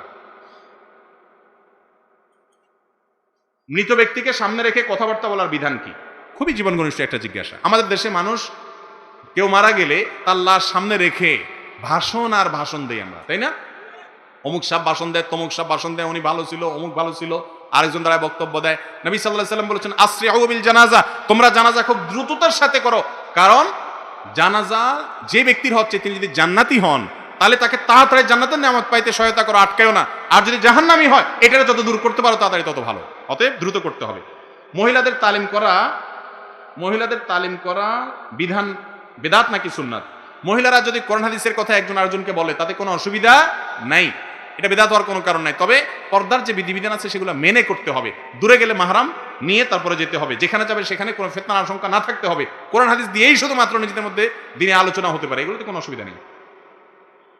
ইসলামের তরিকা কত প্রকার ও কি কি, এবং আমরা কোন তরিকায় চলবো? বাহ বাহ বাহ বা ইসলামের তরিকা হলো একটা, সেটা হলো মুহাম্মদুর রাসূলুল্লাহ সাল্লাল্লাহু আলাইহি সাল্লামের তরিকা। এর বাইরে আরো শত শত তরিকা নাই, এবং এই বিষয়ে লম্বা আলোচনা করা দরকার, এখন করতে পারবো না। নবী করিম সাল্লাল্লাহু আলাইহি সাল্লাম একবার একটা দাগ দিয়েছেন, সাহাবীদেরকে একটা দাগ দিয়া এর ডাইনে বামে আরো কতগুলা দাগ দিয়েছেন। তিনি বললেন এটা হলো হেদায়েতের পথে, সোজা পথে কেউ থাকলে সোজা জান্নাতে চলে যাবে, অর্থাৎ নবী সাল্লাল্লাহু আলাইহি সাল্লামের পথ। আর ডানে বামে যে সমস্ত পথ আছে বিভিন্ন রকমের, এই পথগুলোতে গেলে মানুষ জাহান্নামে যাবে, বিভ্রান্ত হবে। আল্লাহ তাআলা আমাদেরকে সিরাতে মুস্তাকিম দান করুন। এরপরে প্রচলিত তাবলিগ জামাতকে সন্ত্রাসবাদ বলে আখ্যায়িত করেছেন সৌদি আরবের একজন আলেম। দয়া করে বিষয়টি একটু পরিষ্কার করবেন। তাবলিগ জামাতের লোকদের মতো নিরীহ আর কে আছে দুনিয়াতে? সন্ত্রাসী বলতে আমরা যা বুঝি আজকাল, অস্ত্রবাজি, মারামারি, হাঙ্গামা, অবৈধ পন্থায় বা যেটাই হোক, এগুলোর সাথে তাবলিগ জামাতকে সম্পর্কযুক্ত যদি কেউ করে, সেটা অবিচার, যেটা বোঝার জন্য কোনো পণ্ডিত হওয়ার দরকার হয় না। এই অভিযোগ নিতান্তই একটা মিথ্যা এবং অগ্রহণযোগ্য অভিযোগ। আল্লাহ তাআলা আমাদেরকে হেফাজত করুন। নামাজের নিয়ত পড়া যাবে কিনা সহিহ হাদিস দ্বারা ব্যাখ্যা করুন। নিয়ত পড়ার জিনিসটা নিয়ত মনে মনে করার জিনিস, নামাইতু আর মুখে পড়া কোনো এই নির্দেশ কোন হাদিসে আসে নাই ভাই। আলেমদের মুখে শুনেছি আমাদের নবী সাল্লাল্লাহু আলাইহি সাল্লামকে সৃষ্টি না করলে পৃথিবীর সৃষ্টি হতো না। এই কথাটা সত্য কতটুকু? এটা একটা জাল হাদিস দ্বারা বর্ণিত হয়েছে, বিশুদ্ধ কোনো হাদিসে এটি আসে নাই। নবী সাল্লাল্লাহু আলাইহি সাল্লামের মর্যাদা এমনিতেই আছে, আল্লাহ রাব্বুল আলামিন তাকে সৃষ্টির সেরা করেছেন, হাজারো মর্যাদা আছে। আমরা এটার জন্য, তার মর্যাদা বোঝানোর জন্য জাল হাদিস আনার কোনো প্রয়োজন নাই। আমি আমার মা বাবাকে পায়ে ধরে দোয়া করতে পারবো কিনা? দোয়ার জন্য, দোয়া চাওয়ার জন্য পা ধরার দরকার নাই, সালাম দিবেন মুখে, পাও ধরে সালাম, এরকম কোন সালামের পদ্ধতি হাদিসে বর্ণিত হয়নি। দেবর ও ভাবির মধ্যে কেমন পর্দা হওয়া উচিত? দেবর এবং ভাবির মধ্যে সীসা ঢালা প্রাচীরের মতো পর্দা হওয়া উচিত। দুনিয়ার যে মহিলার সাথে সবচেয়ে কঠিন ভাবে পর্দা করতে হবে সেই মহিলা হলো ভাবি। যে মহিলার সাথে সে পুরুষ হলো দেবর, তার সাথে পর্দা বেশি করতে হবে মেয়েদের জন্য। আর ওই মহিলার সাথে পর্দা সবচেয়ে বেশি করতে হবে যিনি হলেন দেবরের ভাবি অথবা কোন পুরুষের শ্যালিকা। নবী সাল্লাল্লাহু আলাইহি ওয়াসাল্লাম বলেছেন আল হাম ওয়াল মাউত, এরা হলো মৌতের মতো। ঘরে থাকে একসাথে, মনে করা হয় ঘরের লোক, বড় ভাইয়ের বই তো, বড় ভাই আমার কোনো দোষ মনে করে না, আস্তে আস্তে আস্তে তলে তলে তলে হারামের দিকে চলে যায়। হারাম সরাসরি না হোক, মনে মনে হয়, বিভিন্ন ভাবে হয়। এই নবী সাল্লাল্লাহু আলাইহি ওয়াসাল্লাম সাবধান করেছেন। বাহিরে মহিলার সাথে পর্দা অনেকে ঠিকই করে, বাসায় এসে ভাবির সাথে পর্দা করে না। অনেক মহিলা আছে বাহিরে বোরকা পরে যায়, বাসায় দেবরের সাথে দেখা করে, আছে না নেই? হারাম একেবারে। যৌথ ফ্যামিলি যদি থাকতে হয় তাহলে সেক্ষেত্রেও পর্দা যাতে মেনটেন হয়, ফ্যামিলি সেটআপটা সেভাবে করতে হবে। পুরুষরা ভিতরে গেলে যৌথ ফ্যামিলিতে ভাবি আছে, অন্যরা আছে যাদের সাথে পর্দা করতে হবে, তাহলে গলা পরিষ্কার করে আসসালামু আলাইকুম বলে যাবেন, একটু সময় নিয়ে যাবেন যাতে তারা সরে যেতে পারে। এগুলো একসময় আমাদের দেশে ছিল, কিন্তু এখন আমরা আস্তে আস্তে অভদ্র হয়ে যাচ্ছি, অসৌজন্য আচরণ আমরা করতেছি। সৌজন্যতা ছিল তখনকারটা, আমরা দেখতাম যে বাড়িতে যাওয়ার আগে সালাম দিয়ে গলা পরিষ্কার করে তারপরে যেত। জুমার নামাজ কি মসজিদের মাইক দিয়ে পড়ানো যাবে? যাবে, কোনো অসুবিধা নাই, মসজিদের মাইকে জুমা পড়ানোতে কোনো সমস্যা নাই। আমাদের সমাজে মসজিদের মাইকে আজান দেওয়ার আগে ব্যক্তিগত কিছু গজল এবং আসসালামু আলাইকুম ইত্যাদি পাঠ করা হয়। আমি জানতে চাই ইসলামের বিধান কি? আজানের আগে দুরুদ পাঠ করা বা সালাম দেওয়া বা বিভিন্ন জিনিস বলা, এটাকে অনেকে সিস্টেমে পরিণত করেছেন, আজানের অংশ বানিয়ে নিয়েছেন। এরকম আজানের অংশ যদি বানিয়ে নেওয়া হয় এটা বিদআত হবে। আজানের আগে আর কোনো কিছু পড়ার নির্দেশ ইসলামে দেওয়া হয় নাই। মাইক টেস্ট করার জন্য কেউ কিছু বললে সেটা ভিন্ন কথা। কোন কাজ করলে ইমানের শক্তি বৃদ্ধি পাবে? সূরা আনফাল আয়াত নম্বর 2, আল্লাহ রাব্বুল আলামিন বলেছেন ইন্নামাল মুমিনুনা আল্লাযীনা ইযা যুকিরাল্লাহু ওয়াজিলাত কুলুবুহুম। ইমানদারদের বৈশিষ্ট্য হলো আল্লাহর জিকির করলে অন্তর নরম হয়। ওয়া ইযা তুলিয়াত আলাইহিম আয়াতুহু যাদাতুহুম ঈমানা, আল্লাহর আয়াত তাদের সামনে পড়া হলে তাদের ঈমান বাড়ে। ঈমান বৃদ্ধির জন্য কোরআন পড়ার কোনো বিকল্প নাই। কোরআন বুঝে বুঝে পড়বেন, ইনশাআল্লাহ ঈমান বৃদ্ধি পাবে। পিতা যদি নামাজি না হয়, নামাজ পড়ার জন্য যদি সন্তান বলে, তা যদি উচ্চস্বর হয়ে যায় তাহলে কি সন্তানের গুনাহ হবে? সন্তান যদি বাপেকে বলে সীমিত এবং আপনার লিমিটেড আওয়াজে বলতে হবে। যে আওয়াজে বললে বাবা কষ্ট পাবেন বা অভদ্রতা হবে সেরকম বলা যাবে না, এমনকি নামাজের কথাও না। খবরদার, অন্যদের সাথে বলতে পারলো, বাবার সাথে মায়ের সাথে বলতে পারবেন না। তারপর তিনি যদি না মানেন তার ব্যাপার। বড় পীর আব্দুল কাদের জিলানীর নামের উপর বায়াত হওয়া যায় কিনা দয়া করে যদি বলতেন। আমি নিশ্চিতভাবে বুঝতে পারিব, মন ধরি আপনার জন্য দোয়া করিব। যাই হোক, বড় পীর আব্দুল কাদের জিলানীর নামে বায়াত করা জায়েজ হবে কিনা? মৃত কোনো মানুষের হাতে বায়াত হওয়ার তো সুযোগ নয়, মারা গেছেন। যদি এরকম বায়াতের সুযোগ থাকতো তাহলে মুহাম্মদুর রাসূলুল্লাহ সাল্লাল্লাহু আলাইহি সাল্লামের নামের উপরে কি হতো? বায়াত হতো। সেটার তো কোনো সিস্টেম নেই, তাহলে অন্য কোনোটা সিস্টেম কিভাবে থাকে? স্বপ্নদোষ হওয়ার পর জমিনে হাঁটাচলা করলে গুনাহ হবে কিনা, এই প্রশ্ন অনেকেরই এবং আমাদের সমাজে প্রচলিত আছে। স্বপ্নদোষ হলে মাটিতে হাঁটা যায় না। আমি দেখেছি এরকম মানুষ, স্বপ্নদোষ হয়েছে হয়তো, তো সে একটা চাদর এটা বিছাই দিয়া চাদরের উপরে পাও রাখা ওইটা হেসরাতে হেসরাতে যাইতেছে বাথরুম পর্যন্ত। এগুলার কোনো দরকার নাই। স্বপ্নদোষ হলে জমিনে পাও রাখতে কোনো সমস্যা নাই ভাই। আপনি যে টয়লেটে যাবেন সেখানে শূন্য পয়সা থাকবেন নাকি? ওখানে তো জমিনেই পাও দিবেন, তাই না? এটাতে কোনো অসুবিধা নেই। স্বপ্নদোষ হলে ফরজ গোসল হলে পরবর্তী নামাজের আগে আগে যত দ্রুত সম্ভব গোসল করে ফেলবেন, নাপাকটাকে পাক হয়ে যাবেন, বাস এটাই আপনার কাজ। এছাড়া আপনার জমিনে পাও রাখলে অসুবিধা হলে তাহলে বাথরুমে যাবে কেমন? উঠতে উঠতে যাইতে হবে, লাভ দিয়ে জাম করে বরাবর বাথরুমে যায় পড়ে যেতে হবে, এরপর বুকের হাড্ডি হাড্ডি ভাঙলে কার দোষ? এটা ভুল মাসালা ভাই। মৃত্যুকে ভয় করা খারাপ ইমানের লক্ষণ নাকি ভালো? মরার ভয় আমাদের সবার আছে না নাই? ইমানের খুব উচ্চতরে যখন থাকে মানুষ তখন মৃত্যুকে ভয় করে না, আল্লাহর সাক্ষাতের অপেক্ষা করে। মৃত্যুকে যে যত বেশি ভয় পায় বুঝতে হবে তার ভিতরে আল্লাহ রাব্বুল আলামিনের প্রতি তাওয়াক্কুল, আল্লাহর কাছে আসার জায়গাটা তার কম। তবে হ্যাঁ, কেউ যদি এই জন্য মৃত্যুকে ভয় করে যে আসলে কি নিয়ে যাব, কি নিয়ে আল্লাহর কাছে যাব, এখন মৃত্যু হয়ে গেলে আমার কি কি হবে, এইভাবে যদি কেউ মৃত্যুকে ভয় করে তাহলে সে প্রশংসনীয় ইনশাআল্লাহ। আমি আমার দৃষ্টি থেকে মেয়েদের কাছ থেকে ফেরাতে পারি না, আমার করণীয় কি? দৃষ্টিকে মেয়েদের থেকে ফেরানোর জন্য জেনার সমস্ত পরিবেশের সাথে বিচ্ছিন্নতা আগে তৈরি করতে হবে। এরপরে একটা চোখের জেনা হলে আত্মশাসন বলে এটাকে, নিজেকে বলবেন 10 টাকা দান করতে হবে একটা মেয়ের দিকে তাকাই। অনেকে মাসআলা বানানিছে যে হযরত আলীকে নবী করিম সাল্লাল্লাহু আলাইহি ওয়াসাল্লাম বলেছেন লা তুতবি আন নাজরাতান নাজরাতা ফাইন্না লাকাল উলা ওয়া লাইসা লাকাল আখিরা, তুমি কোনো মহিলার দিকে একবার তাকাইলে দ্বিতীয়বার তাকাবে না, প্রথমটা জায়েজ দ্বিতীয়টা জায়েজ নাই। অনেকে হাদিসের ব্যাখ্যা করে যে প্রথমবার যখন জায়েজ আছে তাহলে তাকায় থাকি, এক চান্সে যদ্দূর পারে দেখে নেই, কারণ সেকেন্ড চান্সে দেখা জায়েজ হবে না। এটা ভুল ব্যাখ্যা। প্রথম মানে হলো অনিচ্ছাকৃতভাবে চোখ পড়ে গেছে সেটার জন্য গুনাহ হবে না, কিন্তু সাথে সাথে চোখকে ফিরে আনতে হবে, তাহলে আর কি হবে না, ওইটার জন্য গুনাহ হবে না। ইচ্ছাকৃত আপনি উপর দিকে তাকাবেন না, এই জন্যই তো আল্লাহ তাআলা বলছেন নজরকে হেফাজত করতে, নিয়ন্ত্রণ করতে, যাতে নিচের দিকে তাকাবেন, যতটুকু আপনার পথ চলতে দরকার ততটুকু তাকাবেন। ডাইনে বামে এরকম আপনার মোরগের মতো কল্লা ঘুরে ঘুরে তাকালেন কোথায় কি আছে, সেটা জায়েজ নেই, সেটা করবেন না। কবরে অথবা মাজারে মোমবাতি জ্বালানোর বিধান কি? মাজারের নামে মাহফিল করার বিধান কি? ভাই, যিনি মারা গেছেন তার জন্য দোয়া করতে হবে, তার নামের উপরে কিসের মাহফিল? মাহফিল হবে আল্লাহর সন্তুষ্টির জন্য। এছাড়া মোমবাতি জ্বালাবেন মানুষের ঘরে, কবরে যিনি সাহিত্য আছেন ওই বেচারা তো মাটির নিচে, ওখানে মোমবাতি জ্বালালে কার লাভ? এগুলো বেদাত, এগুলো বেদাত, এগুলো শিরকের দিকে নিয়ে যায়। খবরদার, কোনো কবরে মোমবাতি আগরবাতি এগুলো জ্বালাবেন না। কবরে ওটা জ্বালালে কি লাভ? এটা মানুষের জন্য, অতএব জীবিত মানুষকে দিতে হবে। আর কয়েকটা প্রশ্ন আছে, দেবো না? শেষ করবো ভাই? আচ্ছা, টেনে শেষ করে ফেলে। পানি খাওয়ার নিয়ম সম্পর্কে বলবেন, দাঁড়িয়ে পানি খাওয়া যাবে কিনা, কোরআন হাদিসের আলোকে জানতে চাই। দাঁড়িয়ে পানি পান করলে বড় কোনো গুনাহ না হলেও এটা সুন্নতের খেলাফ, মাকরুহ হবে। নবী করিম সাল্লাল্লাহু আলাইহি ওয়াসাল্লাম সচরাচর বসে পানি পান করতেন। কখনো কেউ যদি নিরুপায় হয়ে দাঁড়িয়ে পান করে, এমন কোনো পরিবেশ আছে যেখানে বসার জায়গা নাই, বসতে অসুবিধা হবে, সেখানে পান করে ফেললেন বা করে নিলেন, তাতে ইনশাআল্লাহ বড় কোনো গুনাহ হবে না। কিন্তু দাঁড়িয়ে পানি পান করার অভ্যাসটা ভালো না, সুন্নত নয়। এতে স্বাস্থ্যের জন্য ক্ষতিকর দিক আছে এবং রিস্ক থাকে গলা টলা বিভিন্ন জায়গা আটকার, নাকে উঠার। বসে পানি পান করা হলো সুন্নত। মুসলিমের এক হাদিসে আসছে গলা থেকে আপনার হাত দিয়ে বমি করে বের করে ফেলা যদি দাঁড়িয়ে পানি পান করা, এখান থেকে বোঝা যায় দাঁড়িয়ে পানি পান করা উচিত না। হ্যাঁ, নবী করিম সাল্লাল্লাহু আলাইহি ওয়াসাল্লাম কখনো কখনো পান করেছেন, এটা জায়েজ প্রমাণ করার জন্য। বর্তমানে টিএনসি, রিং আইডি এবং ভেস্টিং নামে একটি কোম্পানি আছে বাংলাদেশে। এসব করা কি জায়েজ হবে? যুবকদেরকে খুব ডিস্টার্ব করছে তারা। এগুলা সবগুলার নামে যাই হোক এমএলএম কোম্পানি, আর এমএলএম কোম্পানির ব্যাপারে সমস্ত আমাদের ফতোয়া আছে, আমাদেরও বিস্তারিত ব্যাপারে বলা আছে, এগুলো জায়েজ নাই। এগুলা টোপ দেয়, এই যে দেখেন না ডেস্টিনি, হুজুররা না জায়েজ বলছে তখন শুনে নাই, যখন ধরা খাইছে পুরো আউট হয়ে গেছে, এবার বুঝছে হুজুরদের ফতোয়া ঠিক ছিল। তারপরে এই যে ইভ্যালি, তারপরে আপনার আরো কতগুলো এরকম হলো, এদের বিরুদ্ধে ওলামা ইকরাম অনেক আগে ফতোয়া দিয়েছেন, আমরা বহু আগে মাসআলা বলেছি, মানুষ শুনে নাই, এখন ধরা খাওয়ার পরে বুঝতেছে যে হুজুরদেরটাই সঠিক ছিল। অতএব এগুলোর সাথে যুক্ত হবেন না। যে আপনার বিভিন্ন রকমের অফার থাকে, এই অফারগুলো ম্যাক্সিমামই অবৈধ অফার, যদিও আমি ইন্ডিভিজুয়াল কোনো অফার সম্পর্কে আলাদা মন্তব্য করছি না। বিশেষ করে এতজন ধরে আনেন, ভিডিও দেখেন, তাইলে আপনি কমিশন পাবেন, পয়সা পাবেন, এগুলো কোনো হালাল উপার্জনের পদ্ধতি না। কোরআনে অথবা হাদিসে বালাগাল উলা আছে কিনা, থাকলে জানাবেন এবং আমি এর অর্থটা জানতে চাই।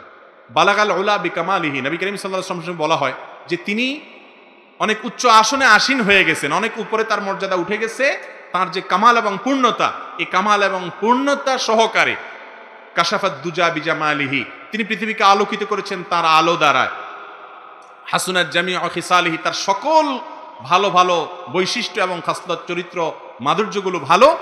সাল্লু আলাইহি ওয়া আলিহি, তোমরা সবাই তার প্রতি দুরূদ করো এবং তার সাহাবীদের প্রতি দুরূদ পাঠ করো। এই বালাগাল উলা বিকামালি, এটা নবী সাল্লাল্লাহু আলাইহি ওয়াসাল্লামের প্রশংসায় বানানো কবিতা মালা, এটা কোনো কোরআন হাদিসে বর্ণিত হয় নাই। অনেকে এটা নিয়ে আপত্তি তুলেন যে বিকামালিহি, নবীজি নিজের কামাল দ্বারা নিজের পূর্ণতা দিয়ে কিভাবে পূর্ণ হলেন, তিনি তো আল্লাহ তাকে পূর্ণতা করেছেন তাই হয়েছে। হ্যাঁ, কথা সেটা যে আল্লাহ পূর্ণ করেছেন, কিন্তু বিকামালি মানে এই না সব সময় যে তিনি তার পূর্ণতা দিয়ে নিজে নিজে পূর্ণ হয়েছেন।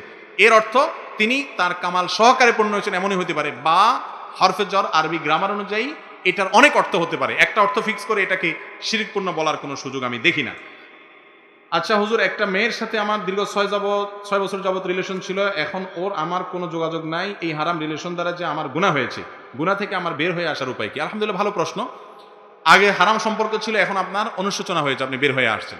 আগের কাজের জন্য লজ্জিত হয়ে নিজেকে ভৎসনা করবেন, ভবিষ্যতে আর জীবনে এই পথের ধারেও যাবেন না, সংকল্প করবেন, আল্লাহর কাছে অনুতপ্ত হয়ে মাফ চাইবেন, ইনশাআল্লাহ আল্লাহ তাআলা মাফ করে দিবেন। ভালো হওয়ার জন্য আমাকে উপদেশ দেন হুজুর। ভালো হইতে পয়সা লাগে না, সবচেয়ে শর্ট উপদেশ। ভালো হইতে পয়সা লাগে না, বরং খারাপ হইতে পয়সা লাগে। পেন্সিল খেতে মাদকের জন্য পয়সা লাগে, হারাম কাজ করতে গেলে পয়সা লাগে, ভালো হইতে পয়সা লাগে না, আসলেই লাগে না।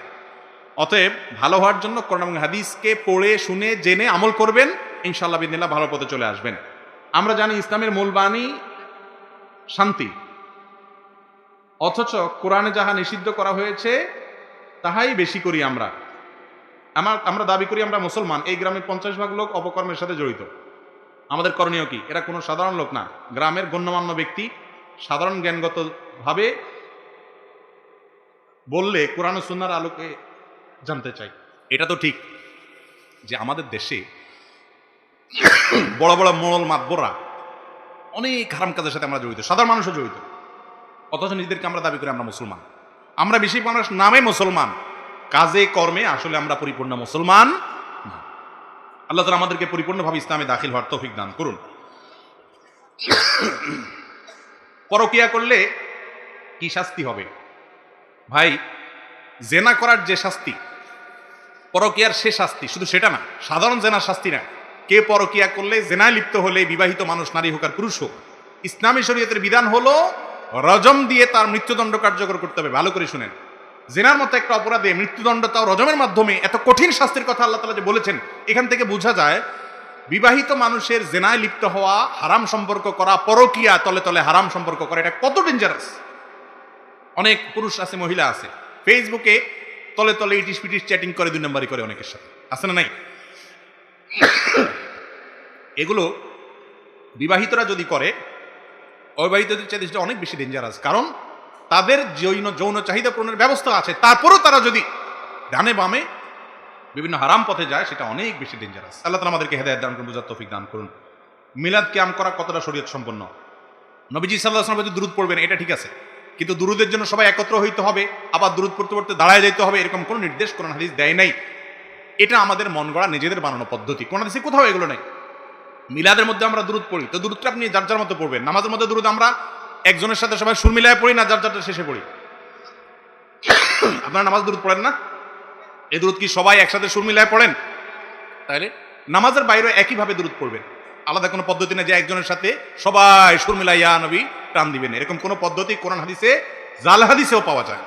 অতএব এই মিলাদ এবং কিয়াম, বিশেষ করে মিলাদ এর জন্য আয়োজন, আনুষ্ঠানিকতা, সুরে সুর মিলানো, দাঁড়ায় যাওয়া, এগুলো সবগুলোই ইসলামের দৃষ্টিতে কোনো সঠিক কাজ নয়, ভুল কাজ। আমি আমার মা বাবা দুজনকে ভালোবাসি, কিন্তু আমার কাছে মনে হয় আমার মা থেকে বাবাকে বেশি ভালোবাসি। মায়ের কিছু হলে ধৈর্য ধরতে পারলেও বাবার কিছু হলে ধরতে পারি না। আমার প্রশ্ন হলো, এরকম আচরণকে আমার গুনাহ হবে? মায়ের অধিকার বেশি। নবী করিম সাল্লাল্লাহু আলাইহি সাল্লামকে একজন জিজ্ঞাসা করেছেন, ইয়া রাসূলুল্লাহ, আমি কার কথা শুনবো? নবীজি বলছেন মায়ের। বলছেন এরপরে, বলছেন মায়ের, বলছেন এরপরে, বলছেন মায়ের, বলেন এরপরে, বলছেন এবার বাপের। যেটুকু জাকির নায়ক খুব সুন্দর বলে, এই জন্য বলে যে আল্লাহ রাসূল সাল্লাল্লাহু আলাইহি সাল্লাম 3 বার মায়ের কথা বলছেন, তার মানে gold medal, bronze medal, silver medal, তিনোটা মায়ের। বাপের একটা সান্ত্বনা মেডেল দিছে। বুঝতে পারছেন? কারণ সন্তানদের প্রতি সবচেয়ে বেশি অবদান থাকে মায়ের। বাপের অবদানও থাকে, অনেক আছে, কিন্তু তুলনা করলে, কম্পেয়ার করলে মায়েরটার পরিমাণ অনেক বেশি থাকে। এই জন্য তাদের প্রতি আমাদের বেশি আন্তরিকতা, দয়া মায়া থাকতে হবে। সৃষ্টিগতভাবে কারোর প্রতি আপনার দুর্বলতা চলে আসে, এর কারণে আপনি গুনাহগার হবেন না ইনশাআল্লাহ বিসমিল্লাহ। কোনো মানুষের নাম না বলে তার অনুপস্থিত দোষ ত্রুটি বলা যাবে কিনা? কারণ নাম বললেন না, বললেন যে একটা লোক এই কাজ করলেন, উপস্থিত লোকরা বুঝতেও পারলো না কার কথা বলছেন, এক জায়গায় দেখছি, তাহলে এটা গীবত হবে না, এটা কোনো অসুবিধা নেই, বলা যায়। হাঁস মুরগি বাছাই করার পর যে লোম থেকে যায় তাতে কি ওই হাঁস মুরগি খাওয়ার উপযোগী হবে? কোনো অসুবিধা না, রুচিলে তুকুলাতে খেতে পারেন, হালাল হারাম হবে না, সমস্যা নেই। আর যদি আপনি ওই পশম টসম সহ খেয়ে ফেলেন, হারাম হবে না, খেতে পারেন, ওটা আপনার রুচির ব্যাপার। মসজিদে কোনো এক জামাত শেষ না, এটা উত্তর দিয়েছি। হারাম পথে উপার্জন করে নিজের সব কিছুই ক্রয় করেছে, অর্থাৎ আসবাবপত্র ইত্যাদি ক্রয় করেছে, এখন এগুলো সে কি করবে? সে আল্লাহর পথে ফিরে আসতে চায়, করণীয় কি? খুব ডেঞ্জারাস একটা প্রশ্ন। হারাম পথে উপার্জন করে সম্পদ যা কামাই করছেন, এই সব যাদের সম্পদ কামাইছেন তাদেরকে ফেরত দিতে হবে, তাদেরকে না পাইলে তাদের পরিবার সন্তানদেরকে, তাদেরকেও না পাইলে গরিব মানুষকে দান করে আপনি আবার জিরো হাতে ফিরে আসতে হবে। এরপরে তওবা করলে আল্লাহ মাফ করবেন। অবৈধ পর্যায়ে মানুষের সম্পদ কামাইয়া এরপরে আপনি আইসা বলেন আল্লাহ আমি আর করব না, যা করার একসাথে করে নিছি আল্লাহ, আর করব না, এরকম তওবা করলে কি হবে না? মাফ হবে। একসাথে দিতে না পারেন, আস্তে আস্তে ভেঙে ভেঙে দিবে। বুঝতে পেরেছেন? আল্লাহ তাআলা আমাদেরকে বুঝার তৌফিক দান করুন। হাদা ওয়া সাল্লি ওয়া সাল্লিম আলা নবিয়িনা মুহাম্মদ ওয়া জাযাকুমুল্লাহু খাইরা।